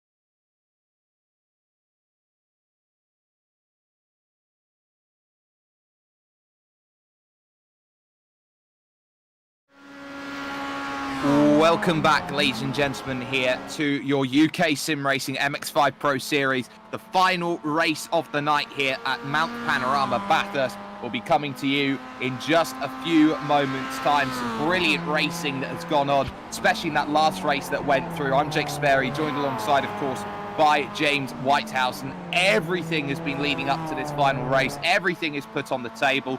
Everything you can possibly think or expect. You try and go out there and you try and get the result that you definitely want. It's going to grab in then for a little bit of a conversation. The driver who finished in third position on what was an incredible race that we had, Cesare Rizzo. Ches, it's a case there of after one lap, the world was your oyster. You had 1.6 seconds to play with, and then it just sort of evaporated. Yeah, I mean, I had Jamie behind me, and I knew that he's a little bit quicker than me. I wasn't going to let him have it his own way, so I kept battling. But then obviously Andreas Katz caught up with us, and that turned into a good battle. And then obviously I saw my teammate coming along, so I thought, well, he's quicker than me, let him through. And I'll follow on and see if I can pick up any scraps. And yeah, in that last corner, I saw Jamie was going to have to be late on the brakes, and he was going to be loose, possibly coming out. And I thought, can I find a spot to slot in? And that slot appeared, and it may be questionable. I've had a look at it, but I haven't spoken to Jamie about it yet. But it looks like the space was there that I stuck my nose into. But I think I maybe have caught James a little bit unawares, which I apologize. But yeah, it was a great finish. Certainly a great finish, and especially after what has been a very tough night by your standards. Of course, Ches, you found yourself a little bit caught out then in race one with contact with Bristow, and then race two didn't really fare much better. No, both races were bad incidents. So nothing my fault, thankfully. So I shouldn't have anything incurred on me for the next race meeting. But yeah, nonetheless, it hurts the finishes. But at the end of the day, you just got to take what you can get. And taking what you get then, you know it's 18 cars on the reverse, so you find yourself P16 then for this grid for the final race.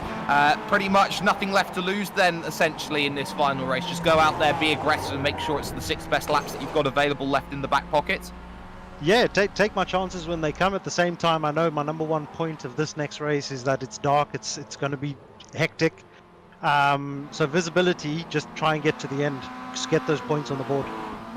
Awesome. Cesare Rizzo then, third position in that race, starting to make progress up through the field. And James, that's a really good insight into how drivers fight on the final laps of a race like that, because you know that the track was fully blocked almost as they were coming down towards the chase. So it was a case of where can you find a move more rather than where is a move. Yeah, that's it. They say, don't they, that every plan is great right up until the moment that you make contact with the enemy. So once again, it's all about being patient, as he said, and waiting for an opportunity. And you just got to make sure that you're ready to take it when it comes. Exactly, and this is also something that I think a lot of sim racers do have a little bit of a struggle with from time to time when it comes to racing action and sim racing action, is that when you do have a plan and you go to execute it, you have to follow through and deliver on that plan, because a lot of instances that you see out there in sim racing, James, are when drivers get into two minds about a move. Yeah, you have to commit, don't you? My dad always used to say, he who hesitates is lost. So the moment that you're asking yourself questions about it is the moment that the move isn't on anymore, if you ask me. Absolutely, and this is what we see here from this sort of racing. A lot of aggressive battling and drivers who are willing to put the car in 50-50 situations to try and score points. And important points as well, because we've been seeing over the course of the races how these drivers have been struggling from moment to moment, trying to pick up results, trying to pick up those points. And a couple drivers have not been in the best position. Someone who has been completely on the outside and has shown all the pace in the world today to go and make every single thing happen has been Daniel Bristow, who has just not been on the right side of things today. 3 races in and 3 non-finishes. Yeah, unfortunately, it do be like that sometimes. Racing is a cruel mistress, and unfortunately, sometimes part of racing is crashing, and you've got to take the rough with the smooth.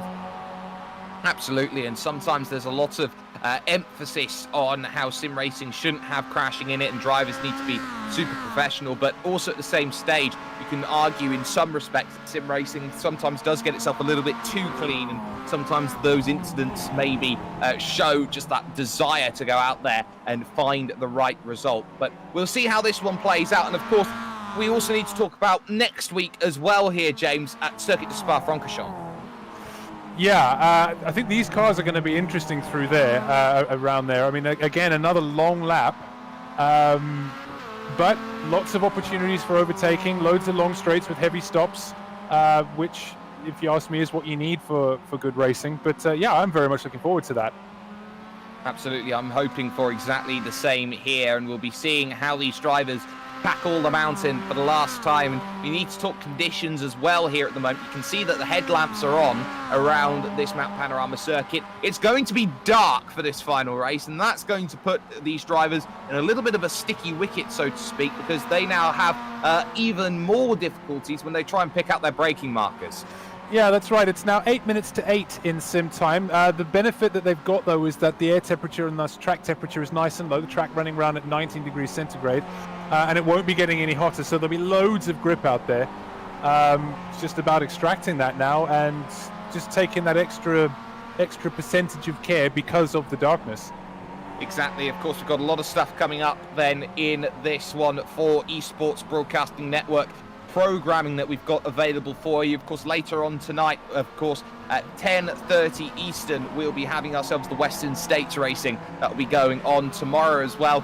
We've got our Alpha Series, of course, which will be coming into play, the E-Formula Series and the Bravo Series, both coming into perspective then on Saturday. So make sure that you check out all of the action here from the Esports Broadcasting Network, or if you are going to be at a time zone where it's not going to be quite the best available for you, you can catch every single race on demand here with us on YouTube with all of the action that is available. So you can catch that anytime, any place, no matter which way you like it. And if you are brand new and watching action out there, you can like, you can share, you can subscribe for more amazing content brought to you by the Esports Broadcasting Network. We're going to be moving over to racing action in the next couple of moments here. But James, now's the next question.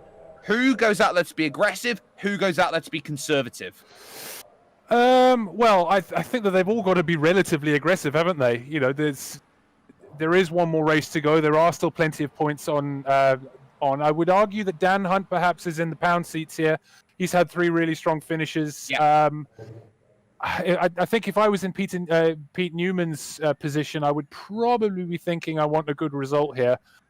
Showed a lot of promise in race 3, but unfortunately was unable to capitalize on that promise. So he'll be wanting to finish strong tonight. So he's mid-pack as well. He's P12. Get your elbows out, son. Let's have it. Dale Benison then on the pole position. It's Cullinan second and Toon in third. Hefford starts fourth, Smith in fifth. And it's Cockerell, Hansford, Sampson, Kellyman and Viveka making 10. Van Gool in 11th, Newman 12th. Then you've got Maxwell, Jones, Ayers, Rizzo there with Hunt and Katz, the winner, going on. We're, though, getting ready, though, for green flag action. Let's get ourselves, then, lights on here at Mount Panorama. Everything now comes down to this. It's the 4th race of 4 tonight, and we are racing here. Benison gets a good start then off of the front. Cullinan and Toon all fall into line quite nicely. Some side-by-side as Sampson and Hansford go at it. Sampson getting a pretty good start. Hefford trying around the outside then to get something moving. There's 3 work guard cars there behind, and that's someone spread across the track. I believe that was Kellyman and maybe in a little bit of trouble. And there's spinners all around in the background. That's one driver. That's Dan Hunt who's gone around. Unbelievable. He is still moving, so he's hoping that there's some shenanigans ahead of him now, but down to 23rd place. He did not need that at all. Here comes Cullinan, though, for the race lead. He wants it now on the inside as he picks it off then from Dale Benison, and Hefford there in third. Straight on almost. There goes, I believe, Sampson in a little bit of trouble in the mid-pack then as he tries to sort out his way through. Still too wide as they now think about the cutting here as they go up forward then. Sam Smith trying to move up through. Hefford is up into 2nd position. He's got it done on Dale Benison, and suddenly thinking about Cullinan for the race lead. Yeah, absolutely. Pete Newman making up positions hand over fist. He's up to 8th place. He's made up 4 positions on this lap so far. He'll be very pleased about that, especially seeing as Dan Hunt is down in last place. Two in the wall, and I think they're both obstacle cars. Maxwell is in the wall, and Charles Kellyman is as well, and Maxwell is the wrong way around. Oh, unbelievable. It's terrible behavior from teammates as well. Really don't want to be seeing that sort of thing. Oh no, it is. It's the race leader who's gone around, I think, there, and it's going to be Cullinan in all sorts of trouble. He's got someone else with him that's gone around, so Cullinan in all sorts of drama up at the top of Skyline. It was contact with Steve Hefford as they went through McPhillamy. A little small mistake out on the curb, and Hefford just about able to keep it in a straight line. The work guard cars end up running into each other, nowhere to go. Yeah, total craziness over the mountain on lap 1 of race 4. That does put Steve Hefford out into the lead. His gap out front, 5.5 seconds from Martin Sampson. Roy Viveka chasing after him, and he's got another 3 seconds behind him. So that's really split things out.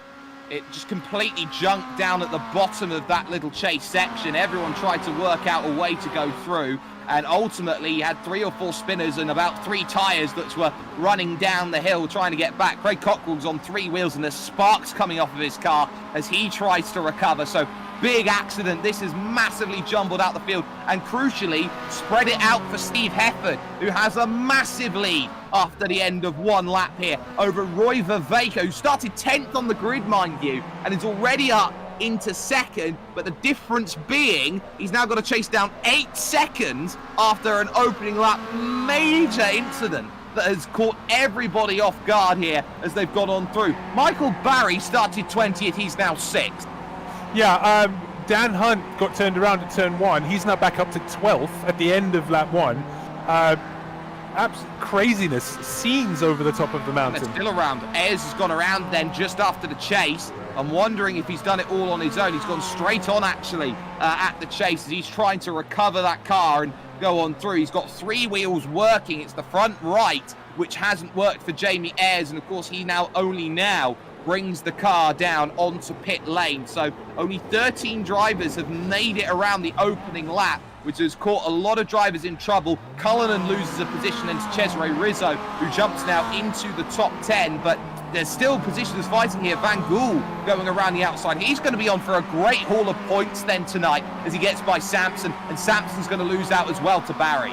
Yeah, Sampson looks like he's taken damage. He lost out to Craig Jones as well on this lap. He's just been had by Mark Lutz. So he, at this stage in the game, there's so many people out. Is it worth just staying out there? You know, rather than going in, taking whatever repairs you might need and risking losing a couple of laps. I don't know. It might be worth trying it out for him. It won't be any fun, but maybe we'll see. Definitely won't be fun, but what he has is points, and he's thinking about points and how much he will lose being there in a bit of trouble. So Hefford leads, Viveka 2nd, and now it's Craig Jones who finds himself in 3rd position at the moment, and a lot of drivers found themselves in trouble then after the early stages. Out is Benison, Toon, Cockrell, Kellyman, Newman, Ayres and Katz and Burrell Smith as well, who again can't catch a break here at Mounts Panorama Bathurst in the Pure Sims outfit. But Steve Hefford won't mind these things. He's out there in front. Van Gool looking very, very punchy at the moment. He's got eyes set then on 3rd place. Yeah, what's going through Steve Hefford's mind right now? You know, he's got an enormous lead. Does he go full out? Does he keep attacking? Or does he dial it back a little bit, just conserve it, get it home? I suppose he's going to be the one that knows, isn't he? What's going to be the best thing for him? Sorry, around the outside and move comfortably made then for Peter Van Gool on Craig Jones. Moves up then into 3rd position and has a lot of smiles then as he goes through and gains that one. He's now finds himself about 4 seconds back, 5 seconds off of Roy Viveka, with Steve Hefford now 9 seconds clear at the front of this pack. Lutz, though, still wants the place, and wide goes Michael Barry. So this will open the door up then for a move inside the top 5 for Mark Lutz, who, remember, retired very early on in race 3. Yes, absolutely. Loads of opportunities for here for drivers that have been able to keep it clean. I mean, if you look at some of the folks that finished near the back in race 3, you know, your lowest position running right now is P13. There's loads of points on the table for everyone that's still running. Absolutely, and those points are going to be massive to try and work out, and I cannot calculate it off the top of my head, who has the championship lead heading to Spa-Francorchamps, because it's been here, there and everywhere, and the moment you think you've got the form book here at Mount Panorama, it has definitely changed here in terms of the racing action. Barry still trying to hold on to Lutz at the moment. Van Gool still trying to break away from Craig Jones. They're in what is the battle for third place. It is going to get a little dicey a little bit later on. Sampson really struggling to get the car around here because he has had a spin at turn 2. That's going to put more damage on his car. Yeah, there's sparks flying. He's oh my word. Yeah, he's had a look at it and he's just snapped it straight left. Yeah, he's missing his front left now. I think his wheel disconnected again. Same way it did in qualifying. Oh, that's brutal. Absolutely. Martin Sampson, with no front left on the car, is going to be out. He'll try and drive it to pits the best he can, but I think that's his race all but done with, and we're down to 12 runners here in this final 6-lap race as Barry still looks to try and fight it back here against Mark Lutz here in the 333 Mazda MX-5. Here comes Barry wanting that top 5 back again. Looks to the outside trying to pick this one off in the darkness, and I think he's just about going to be able to do it here on the inside. He's going to be brave on the brakes, and he is, and he's just about got it all sorted then back into 5th, but Lutz will try and attack back. Yeah, Mark Lutz looks like he got a good exit there, and he does draw alongside heading towards the final corner. Michael Barry, a little bit of door banging going on there. Yeah, so Michael Barry manages to hold on to the position as they head down towards Hell Corner.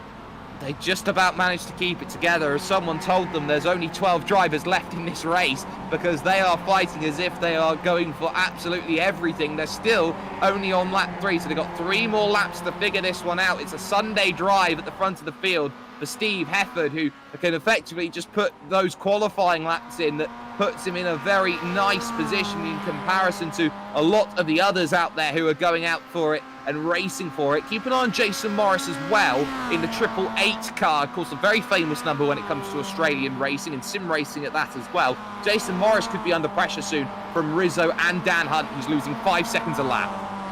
Yeah, absolutely. I'm just looking at the lap times at the top. Peter Van Gool has done the fastest lap of the race, a second quicker than Roy Vervaeke in front of him. The gap there now is down to just under 3 seconds. So if he's able to put in those kinds of lap times, he's going to be on top of Roy Vervaeke come the end of the race. Well, he's got to get there, and of course, the legendary Murray Walker, rest in peace, my friend. Catching is one thing, passing is most certainly another thing around this place. So Van Gool can reach Roy Vervaeke, but he's got to get by him. That's going to be the big key, as that battle looks to continue out on circuit. Look how close Mark Lutz is coming up over the mountain. He gets a stunning drive, and he thinks about the outside, but it's just not enough of a drive to give himself that chance over Brock's skyline. Yeah, that's really not a place to be trying at either. Like, certainly, if he's going to have a go there, he's a braver man than I am, that's for sure. This part of the mountain is all about being patient and setting up to make sure you get a good run out of Forest Elbow onto the Conrod Straight so that you can make a move. Well, it's those moves that we'll be keeping an eye out on here in the next moments, as these drivers all look to try and do one thing, and it's something that this track is very notorious for: taking casualties and making sure you can finish this race. Sometimes finishing puts you in the best possible position here at Bathurst, and that's probably going to be the end goal of all of these drivers, more so than the race victory that will be coming from it. So we'll keep that in mind as these drivers look to continue to attack them in this one. And now Cesare Rizzo finds himself the draft here against Jason Morris. So Morris is going to be in that problem section here, moves to the outside. He knows Dan Hunt's there as well. He gets well out of it as they hit the brakes and lets both of those drivers go through. And the fact that those two drivers are finishing right now is huge for a team's championship. Yeah, absolutely. Got to be in it to win it, as I said earlier. Dan Hunt doing a very nice job of recovering. He's up to P9 now, chasing after his teammate. Will Cesare Rizzo jump out of the way because he knows Hunt is faster, as he said he did in the last race? That releases Dan Hunt to get after Stephen Hansford, and as a team, they're going to want to maximize their position in this race. Well, Dan Hunt's just done a 29.9, by the way, trying to chase down, which is by far and away the fastest lap in this race. So Dan Hunt, the fastest man on track, he'll have eyes on Hansford here in the final 2 laps then of this race. Lutz and Barry still fighting it out for the top 5. Van Gool has effectively stagnated a little bit. He could only gain 7/10 that last time by on Roy Vervaeke. The gap is down to 2.6 seconds. Oh, I tell you what, I'm still watching Dan Hunt and Cesare Rizzo. From what I can see, there is no quarter being asked for or given by teammates here. They're going side by side up the mountain. This is absolutely amazing stuff.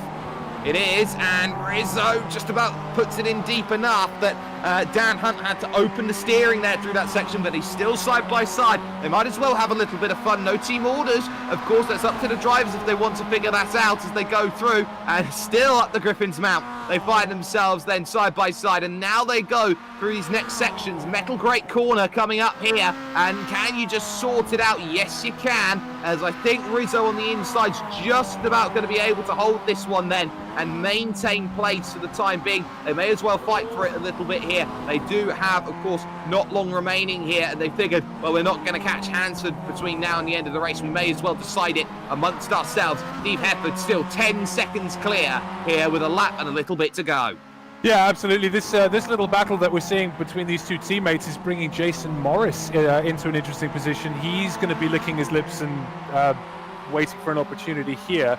So perhaps sorry, go on. Yeah, we've got a look here. Barry's going to fight for the top 5. Michael Barry against Mark Lutz. Lutz then is on that outside line, giving racing room and maybe a bit less then as they hit the brakes and comfortably diamonded off there. It's going to be Michael Barry up then into 5th position. But suddenly Van Gool has found the back of Vervaeke as we start the last lap. Yeah, we said earlier in the race that there was a possibility for this to happen. The last lap, I must say, Peter Van Gool like a second and a half quicker than Roy Vervaeke on that lap. So Roy Vervaeke, I wonder if he's had a big gap behind and in front and has just switched himself off a little bit and driving it to the end of the race. But he's not out of the woods yet. This is the last lap, but it's a long lap and there is not a lot between these two drivers. I tell you what's key is the fact that Van Gool did a 2:30.7 on that lap, which was significantly quicker, 0.6 quicker than his last lap, his fastest lap of the race, and he wants to get by Roy Vervaeke, get up into second, take big points as he moves on forward. He knows he wants the first and the second. It would be exactly the same as Steve Hefford if he would do so at this stage. With Hefford so far down the road, there will be lap traffic in front trying to recover. Charles Kellyman is back out there and will promote himself up to 14th position at the end of this race with the fact that he's managed to get himself back up on circuit. But Vervaeke up the mountain then for the final time as they go through these very, very tricky next corners. Metal Grate, this left-hander, which can very easily get it wrong. McPhillamy follows, and there's a think about it here from Van Gool on the inside. He's not close enough yet, but now he's got to really work out, okay, what's next on the brakes to the right and the left as they challenge themselves down the hill and work out where is the best possible place to attack. They know they're not going to get the race win, but they know there's still a little bit of something in the offing if they can go and find it here in the final stages. It's almost pitch black now here at this wonderful Mount Panorama circuit, but they know that they're running out of time. Little bit of contact then as they go through. It could be disaster sections for these drivers if they're not too careful about things. But Van Gool still trying everything to get through. I think he knows he's running out of time and he's running out of track if he wants to make this one happen, and he knows more than most that he cannot quite get there. But here comes the chance then on the inside for second. He'll turn to the outside here. Vervaeke tries to hit the brakes late and get himself through. He takes too much curve, and that is Van Gool's. Steve Hefford though takes to the final corner, picks up a win in race 4. What a time to do it as well, as he's been battling all race long. It will be then in second position Peter Van Gool, with Roy Vervaeke picking up 3rd place, and it's going to be a battle hard to the end between Lutz and Barry, and Dan Hunt has late on got the place of Stephen Hansford. It's been even this race with all of the retirements, there has been still on. Hansford here trying to fight for this one on the final corner. Ches has just breezed around the outside and taken one. That was a brilliant move. That was a really, really brilliant move, I must say. What more can you say? It's a race which has really hurt in terms of the attrition factor. Morris coming to the line. Andy Maxwell was around the wrong way up at Griffin's Mount then on the early stages. Cullinan will be the final finisher then of this race, but crucially, and very crucially at that as well, it is going to be Steve Hefford who picks up the win then. 15 minutes, 16 seconds, does so by 11.3 over Peter Van Gool, with Roy Vervaker coming home in third place. Craig Jones will get fourth, with Mark Lutz in fifth and Michael Barry in sixth position, with Dan Hunt and Cesare Rizzo seventh and eighth positions respectively. Stephen Hansford will finish up in ninth, with Jason Morris rounding out the top 10. He still gains 11 places for his run, with Andy Maxwell in 11th, and then Ralph Cullinan, the last on the leading lap, in 12th place. Martin Sampson had to retire after a wheel failure as he finishes in 13th place. Andreas Katz and Charles Kellerman did get themselves out for the final lap, so they are 14th and 15th ahead of Cockrell, Sam Smith, Jamie Ayres, Dale Bennison, Anwar Barral-Smith, Alan Toon, Pete Newman, and 4 for 4 for Daniel Bristow, who could not get a finish here today after showing so much promise here in terms of the racing. So with that said, that would be one which you could really argue in terms of the scenario here, James, that there were winners and there were losers here tonight, and they will now have to try and work out where they are and how they attack Spa next week. Yeah, absolutely. I think it's been an interesting interesting first bout, as it were, this evening. A lot of drivers putting their authority on this championship going forward, which you love to see. A few drivers, as you say, looking forward to next week, wanting to put tonight behind them. It's a long season, loads of points left to score. So, keep your head up, keep your chin up, get your head down. We're looking forward to the future. That is then. Exactly. Steve Hefford, though, will join us. Race victor then over the course of that fourth race. Steve, the heavens opened and you found 11 seconds come the end. They don't get much easier in this sort of series.